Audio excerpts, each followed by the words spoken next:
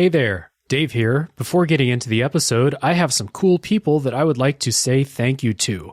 People like the Top 3 Podcast crew, Chris Nelson, Zolgeek, Colby Moyer, Eric Guess, Rick Firestone, and Jill.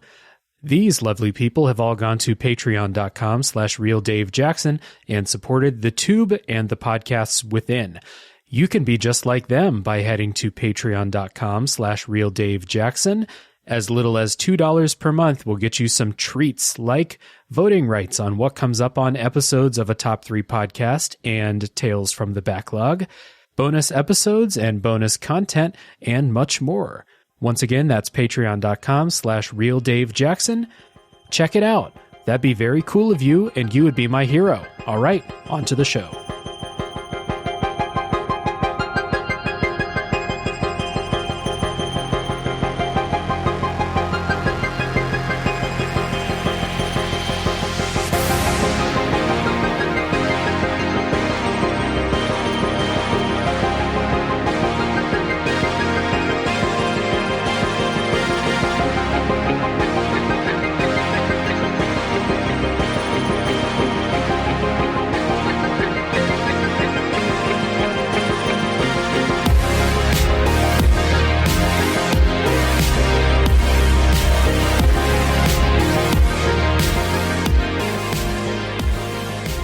Hey everybody, my name is Dave Jackson, and this is Tales from the Backlog, a video games podcast where each week I'm joined by a guest to talk about a game we played.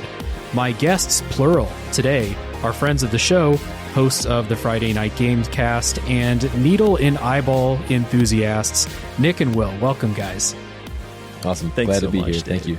Yeah, very much like the needles in the eyeballs. I was going to say, you boys ready for some eyeball torture? Oh yeah, we're ready for it. Hell yeah. Today we're going to be talking about Prey, which is a first-person shooter immersive sim developed by Arkane Studios Austin and published by Bethesda in 2017. We got some elevator pitches for Prey if you're listening and you don't know what this game is, so I will kick it to you guys first. What do you got? Okay, I'll go first.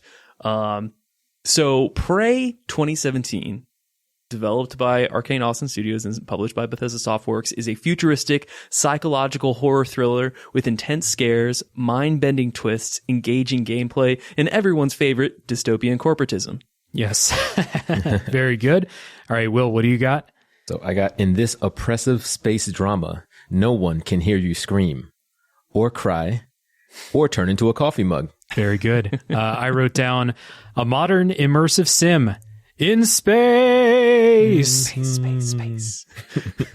Also, not Prey 2006 or the 2022 Predator movie. We have way too many media items named Prey now. Can we just say this is it? No more. Yeah, it's a moratorium on using the title Prey. Agreed.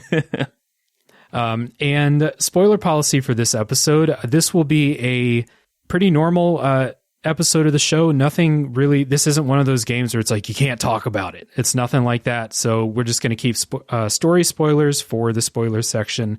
If this is your first time listening, we'll go no spoilers for a while. So check down in the show notes for a timestamp for when that spoiler section begins. Also want to make a note, we are not talking about the DLC Prey Moon Crash. That is a totally different thing, and it will get its own episode coming to you next week. But spoiler alert, it's good. You should play it. Mm-hmm. Yeah, I can't wait to get to that.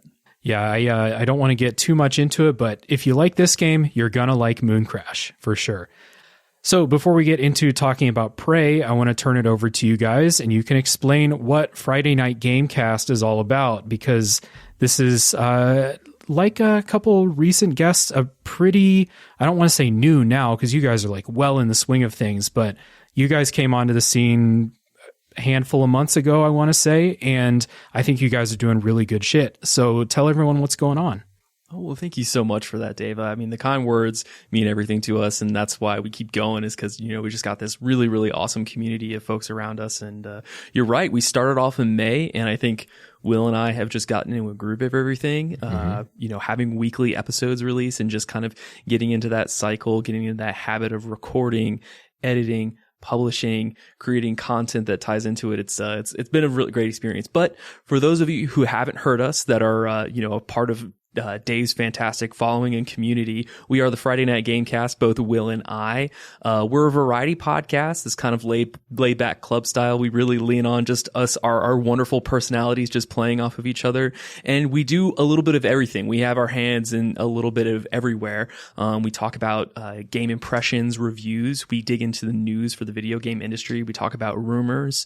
Whenever any showcases pop up, you can count on us to kind of be able to break down those showcases, dig into anything that's new that's coming out there, provide some crazy theories and hypotheses. So we dig into a little everything. We try to balance it between, the big three, the Nintendo, Xbox, and PlayStation. So everybody kind of gives a more wholesome view of where we are at the industry every day. I told Will a long time ago, part of like my passion for this is because, working so hard in the middle of 2020, I realized I had barely had any time to play games, which is why I switched over. And I kind of really want to gear our content towards people who, maybe only have 4 or 5 hours a weekend to actually play a game. And so, maybe they can listen to our show and get caught up on everything else. But it's good stuff. And so for the first thing I kind of noticed, like when I listened to episode 1 of Friday Night Gamecast, I was like, holy, these guys had to have been podcasters before. This sounds too nice. You should go back and listen to like episode 1 of a top 3 podcast, like the first podcast I ever did. It sounds like shit compared to what you guys have going on. So that was immediate, like, oh, these guys sounds good. The stuff they're talking about, it's good. And I've been thinking about this because like, I don't listen to a whole lot of these weekly kind of grab bag type shows, like the people talking about the news one week, then talking about a game the next week.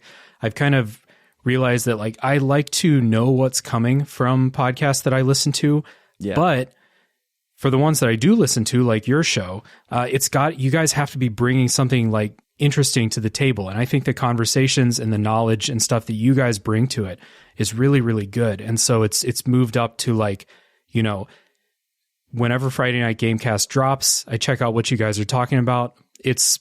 Every time I listen, you're bringing something interesting to the conversation. So I really appreciate you guys, and I'm really excited to talk to you today. Yeah, thank you, Thank Dave. you. It's always a part of the game plan. Me and Nick, we've been friends since pandemic. We're pandemic friends, so we've been rocking it that way for a while. And we have a lot of good fun. We have a lot of laughs, and we like to rib each other back and forth, and just kind of have really good introspective talks when it comes to games. Specifically, is obviously what really kind of bonded us together. So being able to take that and translate it fairly seamlessly across into the podcast community is the feedback that we're getting, and we love hearing that. So we definitely appreciate it when someone's like, oh man, have you guys done this before? It sounds like your episode 1's fire. I'm like, oh, thank you. But one is just that we're super comfortable, love talking to each other, so it comes across very easy. Also, this man became an editing king as fast as can be. He was like, you know what? I'm going to learn about editing a podcast and get really good at it in 2 weeks. And then he's just been, cranking them out, making them sound awesome every single time. So he's definitely probably the shining star when it comes to making us just sound good from a technical level. Mm-hmm. Yeah. And it does sound good. And like you guys said, that kind of co-host partner dynamic really, really works. And as you guys know, I'm the only permanent member of this show. And from time to time, I listen to shows that have really good like dynamics between the hosts. And I'm like, fuck, I should get a co-host. Like, what am I doing over here? And you guys are definitely one of those shows. So another big recommendation for everyone to check out Friday Night Gamecast. You'll find links down in the show notes so you can easily find them. Highly recommended. Backlog approved. TM. Awesome. Let's go. We got that. We're going to put that on our bio. Give me the stamp. Yes. All right. Let's get into talking about Prey. And we'll start with our histories with the game. What made us want to play Prey? Kind of history with Immersive Sims, Arkane Studios, whatever it is that brought you to it. So I'll kick to you guys. What made you want to play it? So I'll say when it comes to Arkane specifically, I've been looking for a reason to get into Arkane games. Like everyone talks up how great they are, and I have dipped my hands in, and that's the most I can say. I've never to this point completed an Arkane game. As far as the Immersive Sims, I also can't say I've really completed those fully. I've jumped in and out of Deus Ex a little bit when I was younger, but I always felt like I was a little inexperienced and immature to fully complete one of those games through. If a game gives me too many options, I'm like, cool, I'm going to do none of it. So I run around like the opening area, just seeing how many people I can like piss off or how many things I can throw around, how much trash I can move. And then I kind of go on to the next shooty McBang Bang when I was younger. But I was really, really looking for a reason to get into Arkane games. This came out and I love the old Prey, the like old, you know, aliens and spear arrows Prey. And I was like, you know what? That was a surprisingly fun game. I know the poor sequel, they got axed. And then this was just like nothing really about it, but same name. So I was like, okay, if they can kind of pull some of that spirit, if they can do anything like that, and then it's Arkane, which is the studio I've been looking to get involved with anyways, then I'm going to try it out. So while I do have this on my true backlog, this is my first time getting to it because I kept looking at it and saying, maybe next time, maybe next time. But I eventually worked my way to it. Right on. Nick, how about you? So I remember quite vividly when this game first came out. I was actually in the middle of putting together the last final pieces and touches of my undergraduate thesis in 2017. And this came out in like later May 2017, I believe. But yeah, there was no way I was going to be touching any shape or form of video game because I was working full time while, you know, finishing my undergrad. And so I was just kind of like, you know, you do that and then you sleep or you choose not to sleep, you know, however that works. So there was no way I was going to be playing this game, you know, when it released at launch. However, I do vividly remember the promotional build up when it came out, you know, just generally on YouTube videos. I think Bethesda did a decent job of actually getting it like in front of people's faces. But I also remember that the trailers that were released for this game during that promotional buildup were very confusing. Like I genuinely think that there was a kind of a swing and a miss from a marketing perspective. And it's also kind of really hard. Like, how do you get with the marketers, you know, in that room and be like, okay, how do we make a trailer for this game where we don't lie to people about what this experience is? Because we could do quick cut compilations of Morgan firing off, you know, weapons into an alien, or we could do, you know, comps of them sneaking by or doing hacking and all that stuff. But if you don't have a holistic view of it, like, you know, how do you actually give it to, or make sure that your audience is, you know, taken in? And I think that probably was just something they struggled with. Similar to Will, I knew about Arkane from the Dishonored series, which is also one of the reasons why I kind of wrote Prey off when it first came out, because I could never really find a groove with Dishonored. Find a groove with them. I really just, I started it one or two times and I was like, maybe this just isn't for me. And I finally put it down and didn't get back to it. But at one point later on, I was watching some kind of Xbox showcase and then Pete Hines caught on screen and people started asking him questions. What are your favorite games? What do you think is the most underrated game? And Pete Hines like came forward and he was like, I genuinely think that not only is Arkane Austin one of the most talented studios that Bethesda, you know, has, you know, in their portfolio now, but I think they're the most talented in the industry, like hands down, period, point blank. And this is the man that's coming from Bethesda Softworks himself. And then he also says that Prey 2017 was the most underrated, like first person immersive sim of the PS4, Xbox One generation. And so at that point, I added it to my backlog. I was like, oh, well, Pete Hines says so, and it's got to be truth, right? And so I was like, so I added it to my backlog, and then other things kind of slowly took priority over the course of time. And now like this show gave me the best excuse to really dig in and play it, and I had a great time. Right on. Yeah, so unlike you guys, in 2017, I wasn't really playing video games that much. I played Breath of the Wild, and I think I've told this story before, but I hadn't played games for like the last couple years. I saw there was a new Zelda game, and I was like, that'd be a nice like last video game to play, right? Zelda game. Last video game last ever. One of all time. Right. I was kind of over it, and then Breath of the Wild like invigorated me. They're like, oh no, video games are the best actually.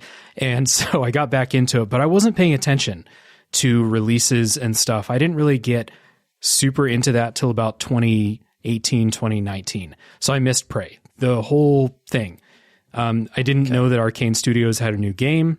I played Dishonored right when it released. I remember buying that because I saw Bethesda and I was like, Bethesda made Skyrim and Morrowind, some of my favorite games ever. I'll buy that. It looks cool. I didn't know what it was. I didn't know about Thief or Deus Ex or any of those old games like that. Yeah. So I loved Dishonored. And then when I found out, like, I've said this so many times at this point on the show, but like when I got a PS4 and I was like looking up like best PS4 games to play. What did I miss during this time? Prey was on a lot of those lists, you know? So it became one of those games that I was super interested in, but I thought it was going to be really scary. And I'm a big baby when it comes to jump scares. So, I knew about the mimics and stuff. So I was like, you know what? Maybe not. And then I put it on my wish list, as gamers do. You know, didn't really have an intention of playing it, but I put it on my wish list anyway, because I got to spend money on stuff, right? Gamer behavior. So I kind of like got to a point where I was like, hey, Dave, come on. Like, you love Dishonored. This studio, they know what they're doing. Plus you're 33 years old. You can do this. So I bought it and I started it up, and I got so scared that I uninstalled it during the opening. Oh, no. I get it. I'll tell you guys about it in the spoiler section, but about a week later, I was like, Dave, you're 33 years old. You can do this. So I booted it back up, and I made it like a couple rooms further and got so scared I uninstalled it again. And then I really picked it back up, and I like flew through the game after that. Yeah. It took me about 20 to 25 hours. I think my like game completion screen said 23. How about you guys? Do you guys know how long it took? Yeah, mine, it said 32, but I can't tell if it was a true 32 or if it was me messing around with, you know how the Xbox quick resume, it just completely skews your overall time. So it's like, in real life, I played it for 20 hours, but it says I played 32. I feel like it's closer to maybe like a 25, 26, because I did a decent amount of backtracking and running around. Mm-hmm. Interesting. Yeah. So just to get it, you know, out in the open up front, I did not actually finish the game. Okay. I was under a crunch a lot just in general life and work and stuff, but I did get very, very close. I essentially got right up into the point where Dahl shows up to the station. No spoilers. I mean, obviously nobody at this point will understand what that means, but I got there, and looking at the game clock, I clearly must be not using my time very efficiently, because I was at 35 hours at that point. And, you know, I know that's like within striking distance of actually just finishing the game. But I didn't have the opportunity to do so. So I feel like I was much less efficient with my time versus you guys, where I imagine maybe you guys were just going from mainline objective to objective to objective. Is that what you felt like? We're definitely going to talk about it later. There were points towards like the end where I was just like, I'm running. Yep. I think I have a note that says exactly that. So, all right, fair enough. So let's get into some kind of opening thoughts, kind of introduce how we feel about Prey. And I'll get us started this time. I think that this is probably, I go back and forth about, is this my favorite Arkane game between this and Dishonored 2? I think they're both pretty much masterclasses in the immersive sim genre. And this, like playing Moon Crash also over the last month or so, and just thinking about like how much fun I have, I think that immersive sims are, other than From Software games, my favorite genre of video game. I think that there's almost nothing better than some of the like experiences you get in this type of game, and you get so many of those experiences and like cool skills and cool toys to play with in Prey. I love the story, and I really enjoyed some of the twists that it gives you. So this is like just incredibly easy, like straight off the bat, incredibly easy recommendation for me to make. And I know we'll talk about who we'll recommend it to and stuff later, but this game is awesome, and I hope you guys feel the same. I am mirroring almost everything that you said, Dave. I absolutely loved this game from top to bottom. I think it was a fantastic, just work of art. And you know, part of playing this game was really interesting because, you know, I had hands-on with Dishonored before, but something about that experience at that time, and maybe I just wasn't used to immersive sim styled games, whereas now I have a lot other types of experiences that have informed me to actually be able to play this game in an effective way.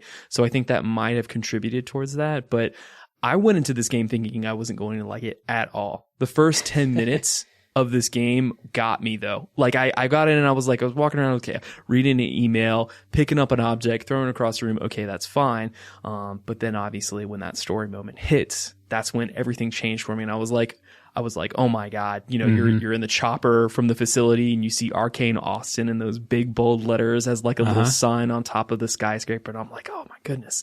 And then, you know, when you get in that moment, I'm like, oh my God, it's all over again. What is happening?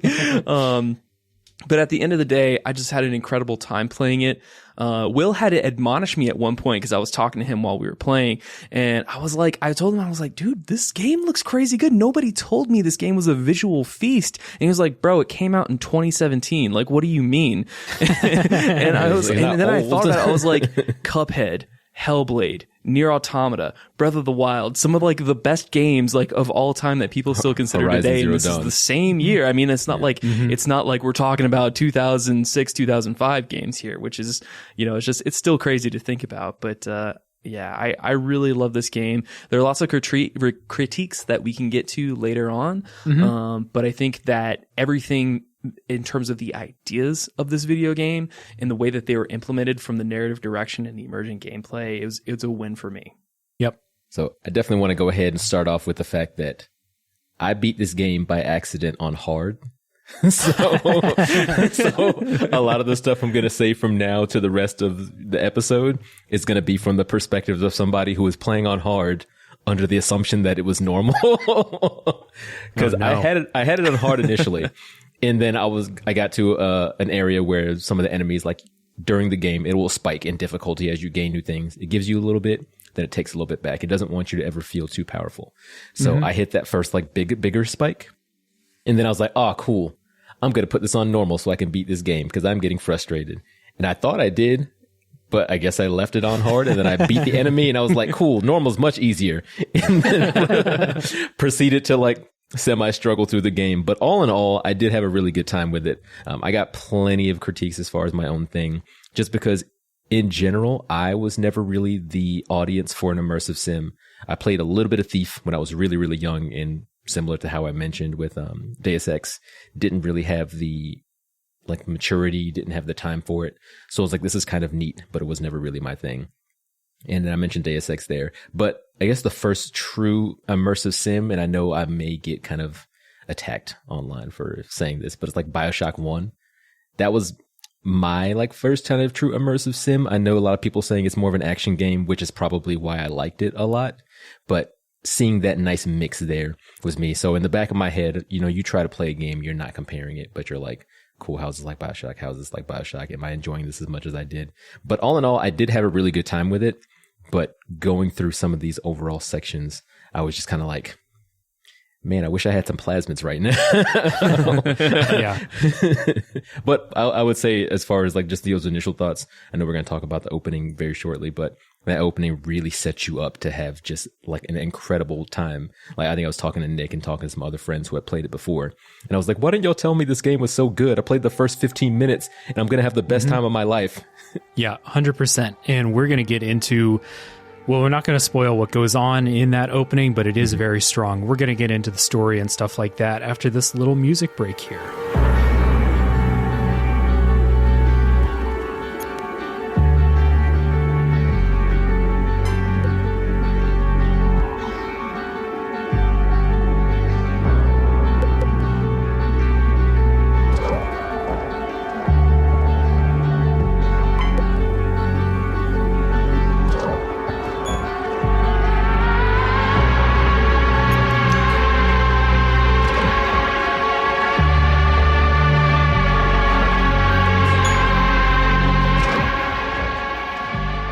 So in Prey, the game is set in an alternate history, which like the alternate history stuff is not like front and center, but it's there if you want to go look for it, if you want to read stuff, especially if you want to like pick up books and like the little tablets and stuff they have around, which I never do. Too much of that. I never do read the books. Oh, it's my thing.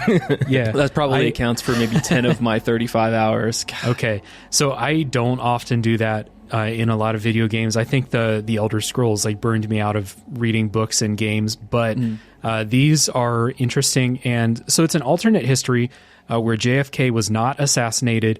The space race kind of accelerated to a point where we have big space stations out in space, people living on them, research happening, kind of like the ISS, but like way, way, way, way bigger. So in this, the Soviets encountered an alien species called the Typhon aboard a ship. Then there was a bunch of changing hands of the ship. Now it's in the possession of the Transtar Corporation, which is the corporation that your character works for. So the station is named Talos 1, and it is a Typhon, the aliens, research station, and the setting of the game. And the Typhon, which are the aliens, are very present throughout the entire game, and they are cool and scary to think about because they can kind of shapeshift, they can multiply in all kinds of scary ways, and everyone who has seen anything about Prey has seen the mimics. And the mimics are these kind of little spider crab, almost like Half-Life, like head crab looking things, except they're black and they are a lot more alien looking, and they can shapeshift into anything that's nearby. And if there's one famous thing about Prey, it's these mimics. So I just want to kind of camp out here and talk about our experience with these. You want to talk about taking an entire game, an entire world, even like a room, and just making it super scary to walk through. That's exactly what the mimics did. From like the first time seeing that one is going to, replicate a cup, replicate a chair. Every time I see two of anything next to each other, I was just swinging the wrench every single time I walked into a room. Like they made it just horrific to walk from A to Z just because I'm like, cool, I'm going to get like a crazy shrill shriek when they pop out next to me. Do a sneak attack into my back, which jars the screen and freaks me out. And then I have to turn around and try to swing on it before it turns into something else for it to like sneak attack me. Like they did a great job. The mimics themselves are just, at least from everything I've seen too, because I did a little bit of research because I like the game a lot as far as the overall mechanics. So I did want to hear from the developers and kind of see some of their more takes on what they did. But some of the stuff they did in the background for the mimics is ridiculous. Even so far as treating the mimics as like some of their QA testers. They said the mimics were some of the best QA testers they had just because they would change into things and mess with the game in ways that the developers didn't necessarily think of. Oh, yeah. And it also made them change up some of their stuff around because like, okay, we don't want the mimics themselves to like turn into a pen and then like fall through a grate and disappear. So they had to pretty much make sure that things were set up in the world that were a certain size so it wouldn't bug out if the mimic decided to change into it. And then that also, of course, affects later on things in the game. So it was awesome. Every time I saw a mimic, I was both horrified and also like, this is probably one of my favorite starter enemies in video games in a long time that I've seen. Yeah, I completely agree with you, Will. I think that these mimics, they definitely, I can see how they pulled Arkane Austin pulled many different references from various games in terms of, okay, well, like what's the first Typhon that we're going to introduce, the player character to? I really love the function of the mimics and how they work and how they kind of create like the sense of unease no matter where you are throughout the game. And what they do, because obviously like the name implies, I don't know if we've already blatantly said it, but what this actual enemy will do is that you'll go into a room and they have the ability to turn into, an inanimate object. Literally any inanimate object that's not bolted down to the floor in this game, anything that you can pick up, it can turn into. So what happens there is that whatever room you walk into, you realize that, that something in there could be a mimic or not. Or everything in there is completely normal. I found myself getting like, obviously the first time I saw it or the first few experiences that I had with them, it was pretty cool. Over the course of the game though, I was like, they were more kind of nuisances than anything else because I knew at some point, especially when you see duplicates of things in the room, you're like, okay, there are mimics in here, definitely. And I was just basically, I started like taking my silenced pistol out and like shooting them one by one. I just found it a little bit more effective because if you shoot them while they're transformed, it's an instant kill because it does double damage. But I found that like for the most part, especially when there are mimics that are paired with phantom encounters, that started getting a little bit annoying for me, which is, again, we can circle back down to the gameplay, but I do love it. I do love it. I loved the whole concept of how Arkane developed those characters too, because you and I watched the same making of Prey video with Arkane Austin, and they talked about how in like the code of this game when they were originally building it, one of the early builds, there was a function where that they ran into an issue where it's like the mimic turned into a trash can in a room, and then it glitched out, and then it started repeatedly turning into trash cans over and over and over until the trash cans started taking up the entire player space and just absorbing the entire map as a whole. And so they had to like kind of cut it in and like figure out that. But I think it's really cool because it kind of digs a little bit deeper into that emergent gameplay where even the enemies are doing something that's completely unexpected from a developer perspective, which it, lends into that engagement for emergent gameplay. Mm-hmm. And like, just to piggyback off of that, like you guys have kind of talked about how much this whole game must have taken so much work to design. But like, if we just want to like focus on the mimics for a second, all the kind of problems that they might present as far as QA goes, I never had a single bug in the entire game. And I didn't either. This counts the base game and Moon Crash, about 40 hours of gameplay, no problems at all. Yep. So awesome job by them. And Will, you mentioned it, man, like that feeling of walking into a room and instantly not trusting anything. You're like, why is there a chair laying on the floor? What the fuck is this chair doing laying on the floor? You run over and bang it, and then it's just a chair. Someone knocked a chair over earlier, and it's not a mimic. Yeah. And then that coffee mug on the desk next to you, that was the mimic. Now it's attacking you. And I think it's interesting that these are, I think, Nick, you mentioned it, these are the basic enemies. These are the most basic form of the Typhon. So they get you started with this, and then they iterate on it later. We'll talk about that. That's actually one of the only real big critiques I have about the game, is that the enemy variety and the kind of combat encounters just get to be a bit much later on. But the mimics as a concept and in execution, like by themselves, they're so good. And there's so many moments throughout the game where the story plays on this, or you'll walk into a place where they had mimic problems before and you see what they tried to do to kind of message to each other, like, this is real, this is real, this is real, not a mimic, not a mimic. I love that room. That's my favorite room in Talos. Yes. Oh yeah. I love the sticky notes. Yeah. It's so good. And it's kind of a shame that the rest of the Typhon, I don't want to say all of the rest of them, but most of them are fairly boring enemies by comparison. Yeah. Agreed. But the mimics, I think, are a slam dunk. And the way they replicate is awesome too. Like the first time you get to see them, like, oh, I wonder how these things are born, quote unquote. And I'm just like, oh, that is horrific. You shouldn't ask that question. Terrifying. No, not at all. Yeah. So on Talos 1, you play as Morgan Yu, who is the sibling of the TranStar president and CEO Alex Yu. Alex is voiced by Benedict Wong, who has gone on to do a lot of famous things since this game was released, so you may recognize that voice. Morgan is invited to Talos 1 by Alex to work with him, and that's where the game takes place. You're on the station. The Typhon have caused a bunch of problems, and you are trying to figure out what's going on, trying to stop the Typhon threat, save the station, save the crew members, etc. And Morgan is a silent protagonist, which is, silent protagonists are very hit and miss, but I never once in this game wished that Morgan said anything, because there's story reasons that I can't say right now why Morgan needs to be a silent protagonist.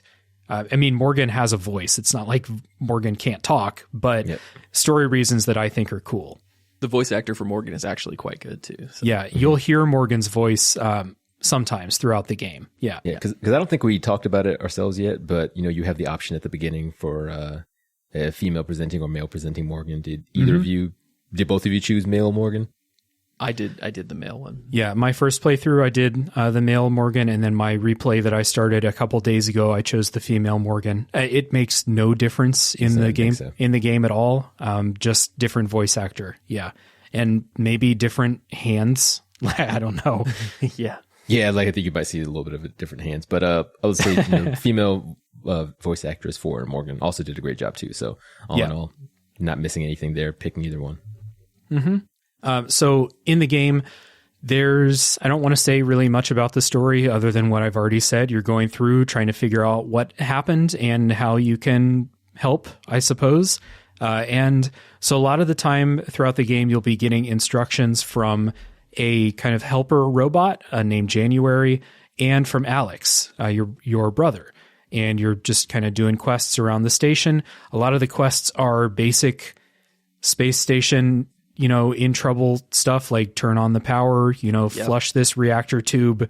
Oh no, the hull's breached. Go help out, stuff like that. Those Classic are not Dead Space stuff. Yeah.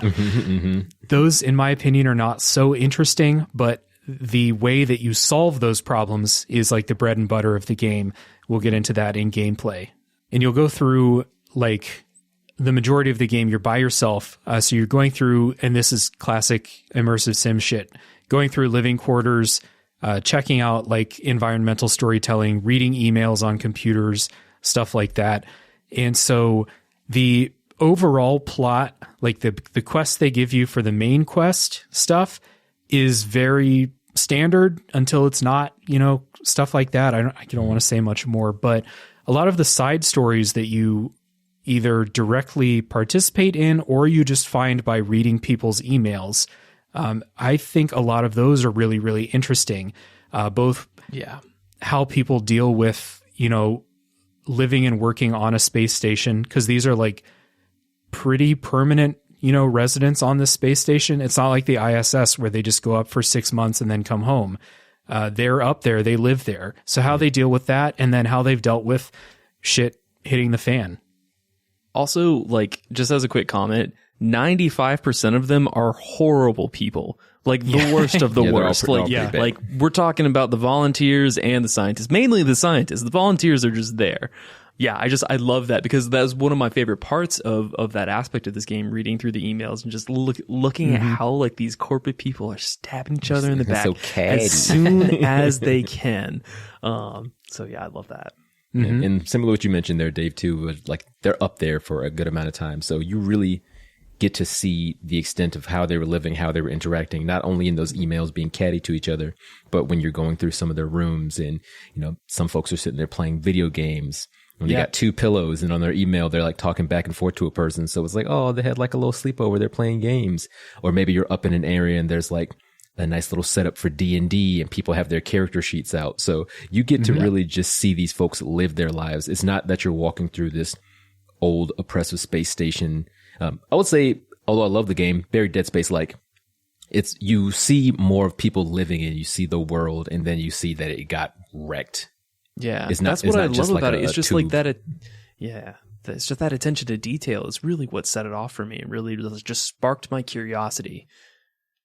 And this is an Arkane Studios hallmark right here. This environmental storytelling when you're going through people's living spaces. This is something that Dishonored is excellent at.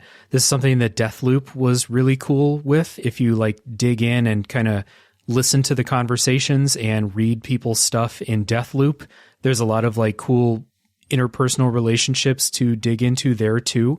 They're just really good at this. So no surprise that it's really good here too. Something that I don't love about this kind of like main quest, side quest shuttle run is that in this, in the space station, there's like, I don't know, 5-6 levels, sections to go into, and you are going to just constantly be shuttling back and forth between these places. It's something I've started to notice in games like this, like Nier Automata, which is coming up later on the show in a little bit. This starts to get old. It starts to be like, man, I got to go to the fucking like Arboretum or crew quarters again. Like the 6th time I got to go to the crew annex. Like, okay.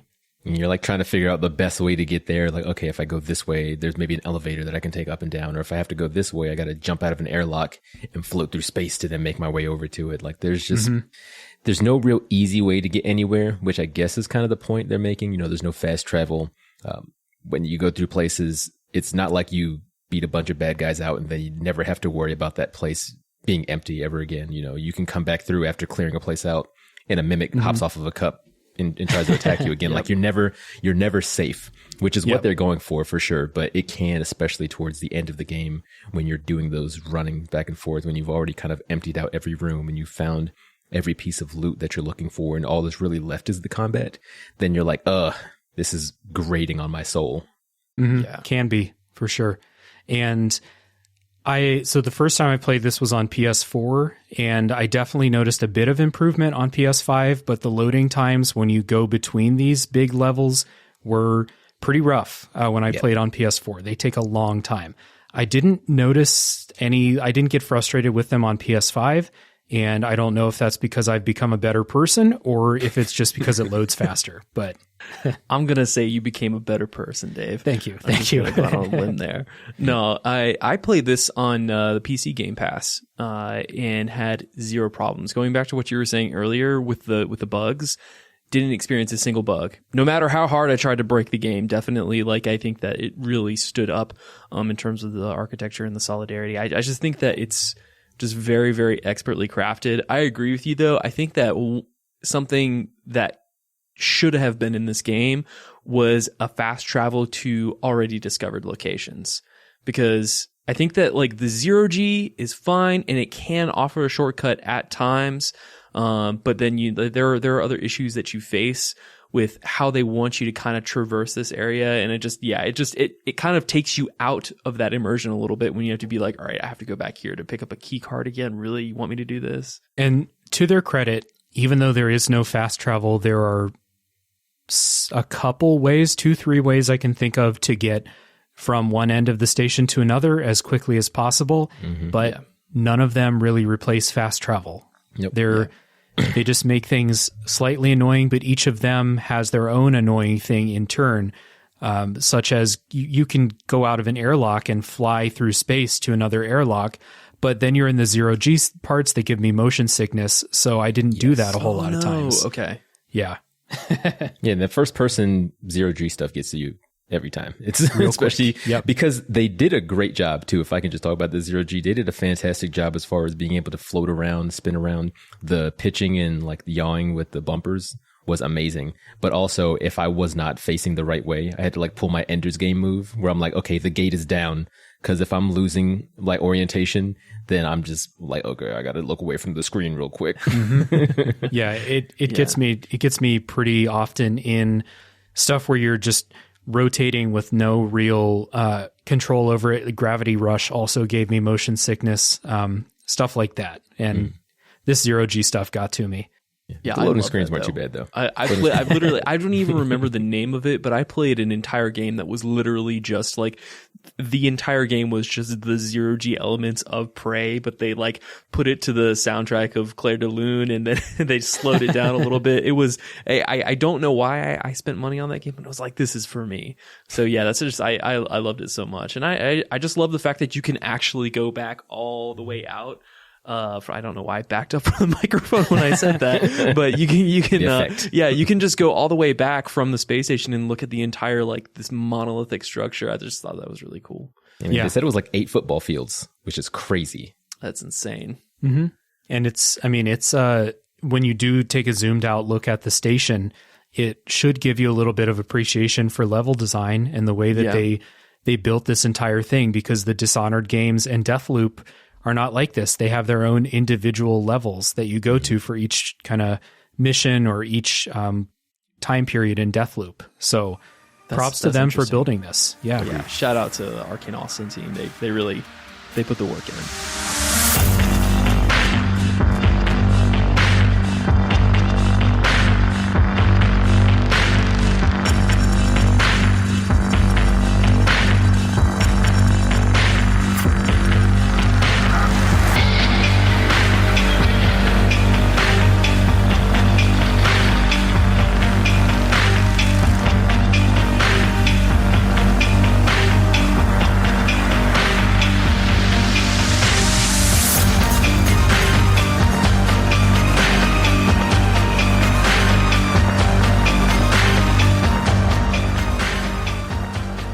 Speaking of putting the work in, as an immersive sim, I mentioned this earlier, this must have been a fucking nightmare to design. Immersive sims in general I think there's a reason why, even though I wish that this was the most popular type of video game, there's a reason why companies don't make it, because it takes a ton of work and people don't buy them. So, but me, I mentioned this earlier, I think this is one of my favorite genres of video games. And so as an immersive sim, what that means, if you're listening and you don't know exactly what we mean here, there are a bunch of systems going into the game. There's a system for how touchscreens work in the game. There's a system for how this weapon interacts with the environment, and so on, and add tens and dozens of more systems, and they all interlock with each other. So if you know how this weapon works, and you know how touchscreens work, maybe you can use this weapon to activate a touchscreen that you can't physically get up next to. And all of these little micro interactions between systems is what makes this just incredible to problem solve in. So, and I was thinking about this, and so when I play Deus Ex and I play Dishonored, Prey, Hitman, Breath of the Wild, I was thinking about this. Breath of the Wild's totally an immersive sim because of this, the way it works. And I come up with a problem. Let's say there's a locked door and I need to get to that touchscreen. What do I have in my skill set, my tool set, my items, my magic or whatever in this game? What do I have that can help me overcome this? And the developers have designed so many ways to solve that one problem that takes a minute of game time. And it's all because of these interlocking systems. I think this fucking rules. And in Prey, you are just constantly doing this. And they have designed so many ways for you to be creative, use your tool set in the way that you want to do it. And it just makes for an incredibly fun gameplay experience, problem-solving experience. We'll talk about combat in a little bit, but combat's part of this too. Yeah, every weapon, I would say just about every weapon, maybe one, I know you were kind of talking about earlier, can be used in both a straight-up combat as well as a kind of problem-solving or area-solving capacity. So one of the grenades where it kind of sucks, I'm thinking grenades aren't really terrible as far as spoilers, right? Like you talk about certain weapon types. Okay, cool. So like the recycler grenade, for example, is an item that you find the first time you find it is in a lab, which is amazing. There's like a mimic stuck inside of a little bubble, and you're reading through the information on the computer, and it's like, here's the recycler grenade. Here's one. If you put it in here, drop it in there, and see what it does. And I'm like, all right, let me check this out. How cool can this be? What's it going to do? Click it in there. It sucks the mimic into like a black hole. And then it spits out what the mimic would have become if it were to be like recycled in the game. So it'll be like, some unknown matter, some like pieces of what have you. And I first saw that and I was like, yeah, there you go. The exotic material. And I first saw that and I was like, this is probably the coolest thing I've seen grenade wise in years. So of course, the more I get, the more I'm just throwing them at things until I'm like halfway through the game. And I realized that all of those doors that were blocked by things that took leverage level 3, which essentially makes you superhuman and allows you to pick up fridges with your bare hands. I'm like, oh, all I have to do is throw a recycler grenade at that and it opens the door. And I realized that because I was getting chased by a Typhon and I was like, oh, there's no way out. Oh, look, there's a door. I threw the grenade. It sucked in the thing and then I just took off. So it's amazing just recognizing all the different items that you have on your person. And you think, okay, if I don't have this move, if I can't do this, if I can't open this door, what weapon do I have on me? What body or key card can I go find off somebody? Can I go search through the computer, find a person that I heard in an email has a key card, find that person's body, get the key card from their body, and then come back into it. Like you mentioned it before, the amount of ways for you to tackle any one situation is pretty mind-boggling. And it's mind-boggling, in my opinion, without being overwhelming, because you rarely get to one of these situations where you're like, I have to get past this locked door, but I don't have the key card. You rarely have nothing that you can do. Something in the game has taught you, whether it's been like an actual kind of tutorial mission or that kind of indirect tutorializing, like you mentioned with that recycler charge. They do the same thing with the glue gun to kind of show you how you can use that. Something has taught you about a way you can deal with this. So even if you don't have the key card, maybe you can hack the door, maybe you can find an air vent, maybe you can use something else, another way into that room to get what you need.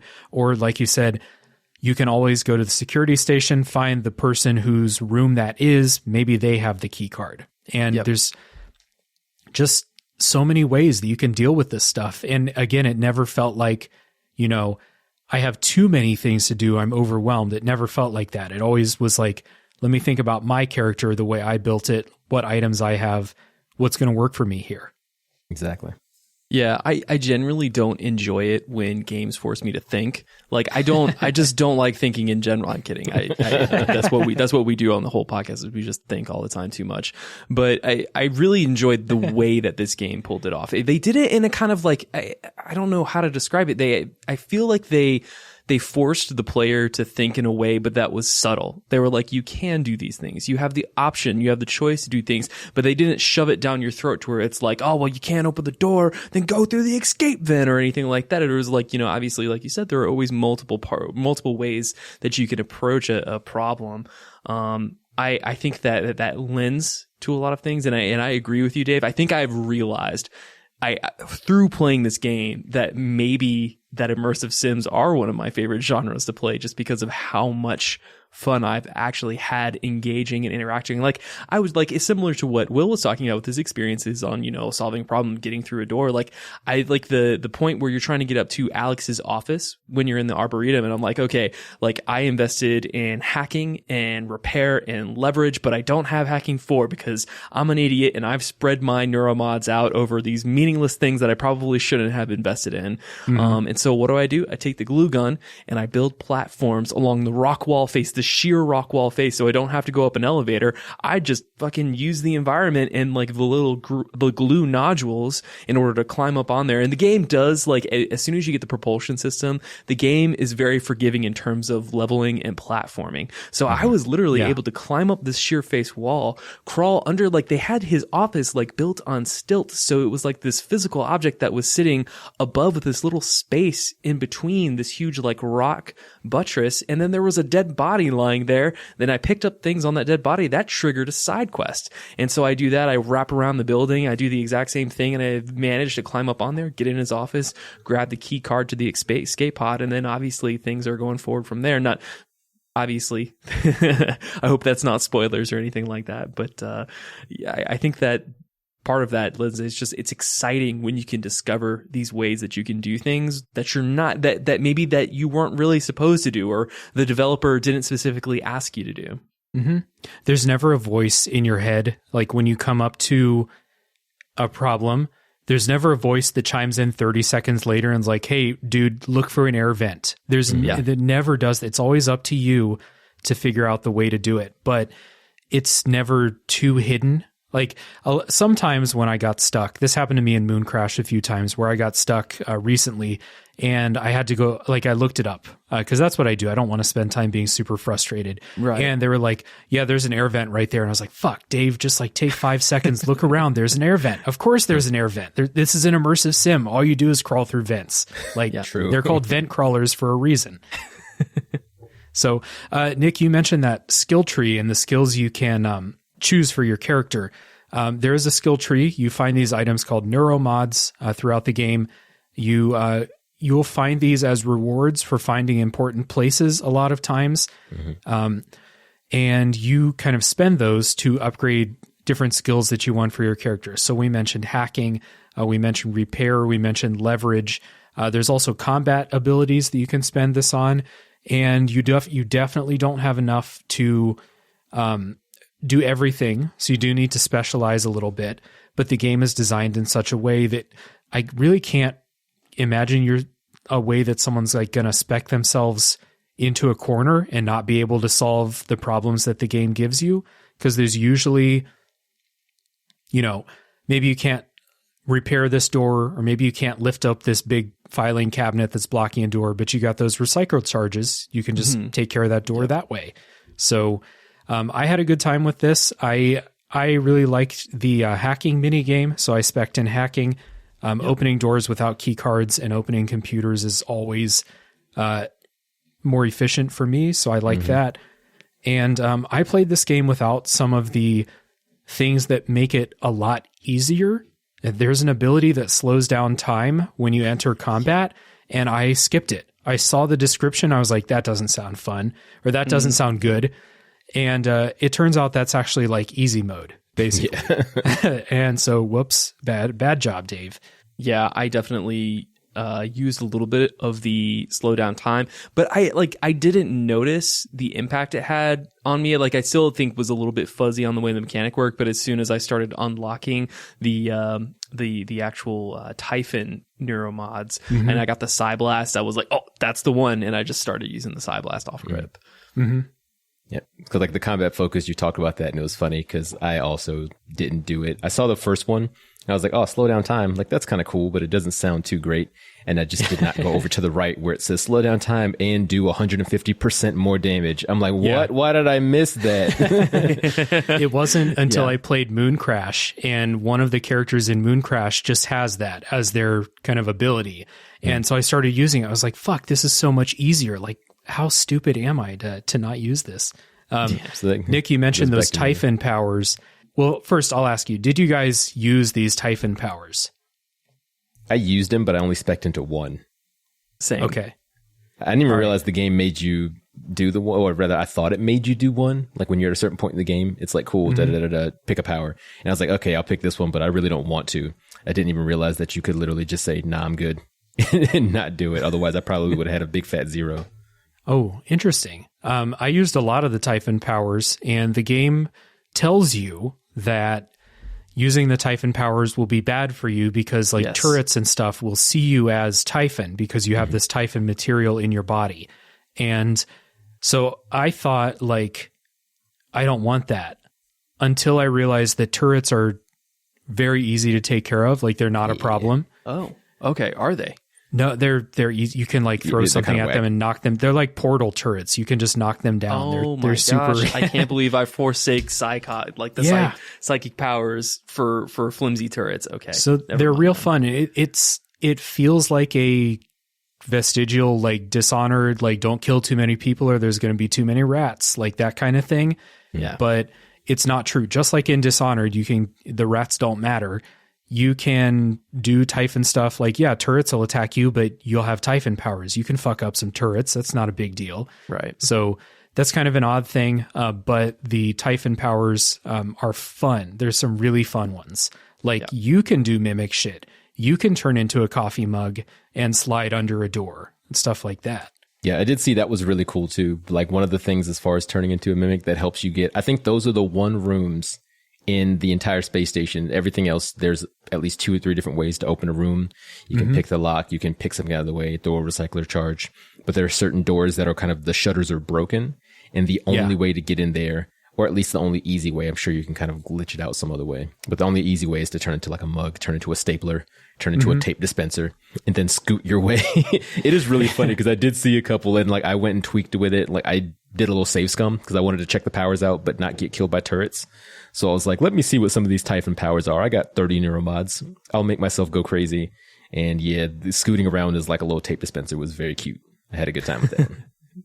The only reason why I realized that, obviously you open up the Typhon neuromods at one point, and then that tree reveals itself, and you can see all of you can see most of the powers. You start scanning. I started scanning the Typhons at an early point after obviously you get the psychoscope, and you start scanning them, and the more that you scan each enemy type, the more different Typhon neuromods reveal themselves to you, because it's like you're basically analyzing what they're doing and then just developing quote unquote in game the neuromods based off of those encounters.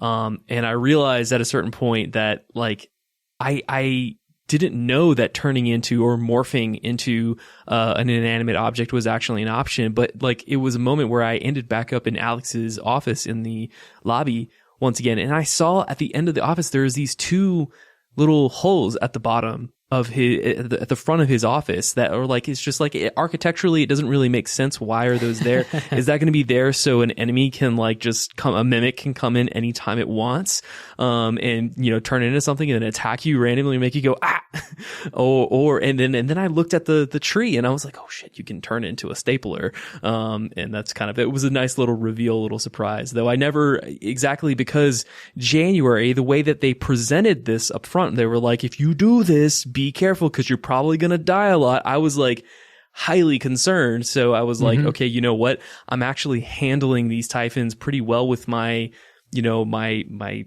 security weapons, as well as just like buffing Morgan normally. So I was like, I'm just going to stick with that and maybe just keep my Psy Blast. And that was where I kept it. Yeah. It's, and like, so I say the Typhon powers are really good and they're really fun, but like you said, you can totally just roll with gun powers and stuff like that. Like increase the shotgun your health. gets crazy OP at a certain point. This game has a really good shotgun. For sure. Even that like that pistol that you get at the beginning, you can upgrade your weapons and use the kind of security upgrades and combat slowdown and stuff like that. You can get through it with just that stuff for sure. No conversation about weapons in Prey would be complete without talking about the glue gun, which is a really interesting weapon. The glue gun, it's an acronym. I didn't write down what it means. It's nonsense, basically. But it's so funny though. The jelly foam lattice organism obstructor cannon. Yeah, it's I'm like, great. that name goes so hard. They totally came up with a glue gun, GLOO, and they're like, okay, what do we? How do we fill this in? Who's got a word that starts with O? So this is an interesting weapon because it shoots out these kind of sticky white balls, and we'll leave it at that. And it's interesting because that's right. Interesting because it doesn't do damage, but it's useful for literally everything else. So they first show you about you can shoot it at enemies to freeze them, so you can run up and hit them with your wrench. Nick, you mentioned the staircase, building platforms with it, but it has like 10 other uses for it. You can put out fires with it. You can plug up vents. Yeah, seal vents. You can plug up pipes. You can, if something's chasing you, you can like go through a doorway and then fill up the doorway with the shit so they can't get in. It's infinitely useful and it becomes really cool. And it's cool because in a first-person shooter, I normally would not pick a gun that doesn't do damage. I just want to shoot stuff, right? Yeah. But this is so useful in so many ways. And this glue, the way the glue system works, goes into that problem solving that you're doing throughout the game. It's a utility weapon that you use for everything except doing damage. It's so good. I always had it on loadout I had the glue gun in my hands and I was running around with it, and I had one of the security weapons as my secondary. That was always my default.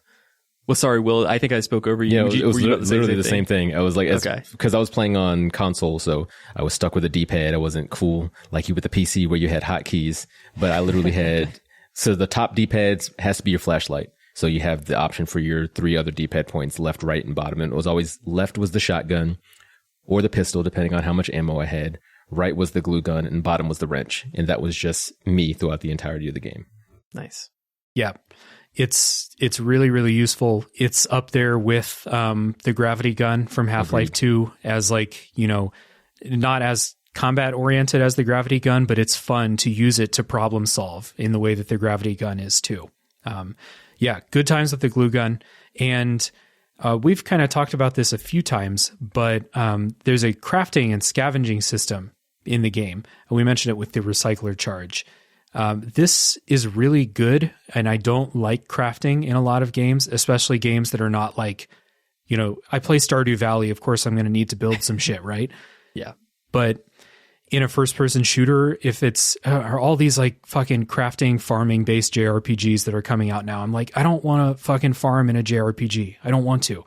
But in this game, scavenging a bunch of stuff, going to those recycler machines, making the cubes of matter, you know, organic matter, synthetic matter, and just carrying around all these cubes.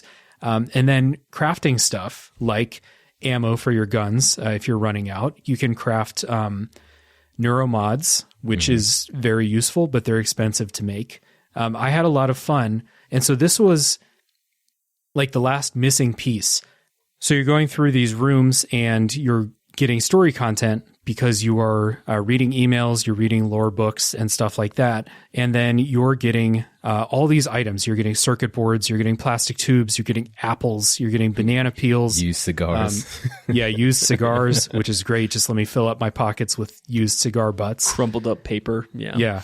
So you're picking up all this junk, and then you find these recycling places, and you can build new stuff. And you'll find plans to build all kinds of cool stuff. You can build neuromods, you can build new weapons, you can build ammo, which I did a lot because I ran out of ammo in this game. All the time. Yeah. Yeah, honestly, just to interject really quickly, one of my biggest complaints was the ammo scarcity, because ammo scarcity is fine, and I understand why they did it the way they did it here, because they were like, look at all these options we've given you in order to make more, but they didn't give us enough recycler stations to prepare us for the next levels, not to mention that every single enemy that's not a mimic chews through like half of ammo that's in your inventory, period, point blank. So, yeah, that's just me though. Yeah, no, I was totally agree. I was out of ammo constantly as well. And it does start to get annoying, but at least you have the option. Like if you have a bunch of stuff, you can go to those fabricators. You can at least make yourself some more ammo. You find duplicate weapons around and you can recycle those. You can get some materials and stuff. So I actually really enjoyed this crafting system quite a bit. Yeah, I would say I really liked it too. I'm also not really big into crafting, but something I am big into is hoarding. So this is kind of scratched both itches, because I was like, cool, I'm picking up things before it even shows you a crafting station. I'm picking up banana peels and used cigars and burnt circuit boards. I'm like, this has got to be good for something. I'm the guy who ends his JRPGs with 99 red potions in his pocket. Like, I'm going to have to use this eventually. Yeah. So this was definitely right up my alley. And then when I realized that it was all trash that you can throw in the recycler, I'm like, oh, sweet. So I'm literally just filling my pockets up. Like one of my first upgrades was to get the full inventory for your suit. Because I was just stuffing my pockets full of stuff, running all the way back. Because I think each area had maybe one recycler. A couple of them had two. But across each actual level, there's maybe one recycler or so. So I would get halfway through the level, have a pocket full of old cigars, and be like, cool, I'm going to run all the way back, drop them in the recycler, hear that awesome and I love that animation sequence. I love the animation. I love the little tink tink tink of the squares and the cubes and circles hitting the thing at the end. Definitely give me some good serotonin at the end of the day. Oh yeah, I love those cubes. I love the cubes are perfect. I love tossing the recycler charge and turning the enemies into a bunch of little cubes. It's great. Watch them fly into the air. Yeah.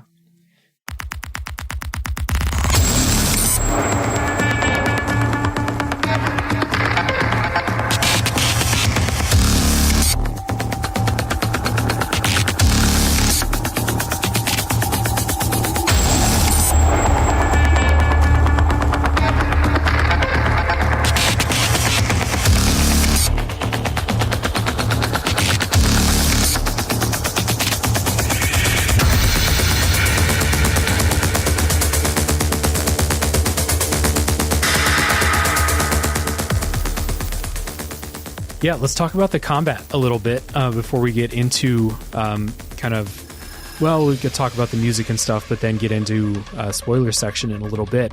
All right. So combat in this game is first-person shooting. You also have a wrench, very kind of reference to System Shock, Bioshock, that stuff, carrying the wrench around. You can spec so that the wrench is really, really good. I didn't do that because the enemies hit really hard in this game, and you're pretty soft. You're pretty squishy, especially at the beginning.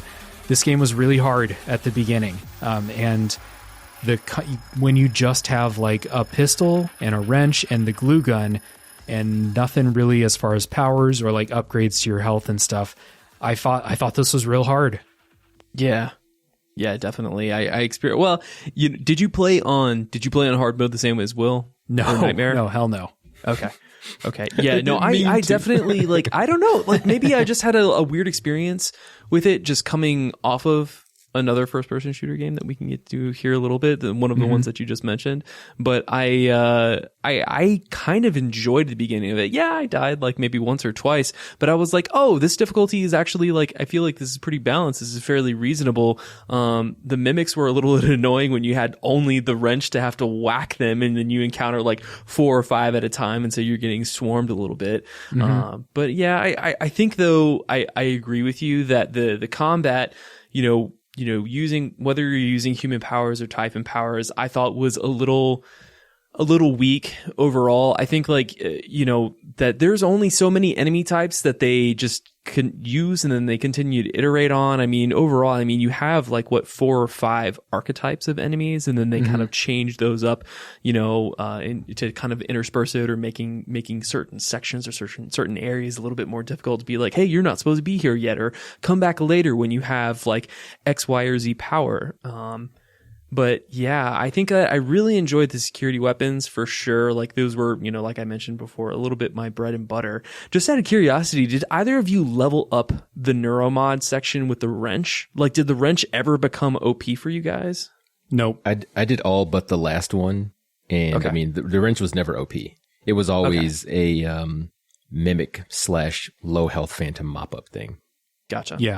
Yeah. Once I started to get some actual, like, you know, energy blasts, and I used turrets quite a bit before I got to Typhon.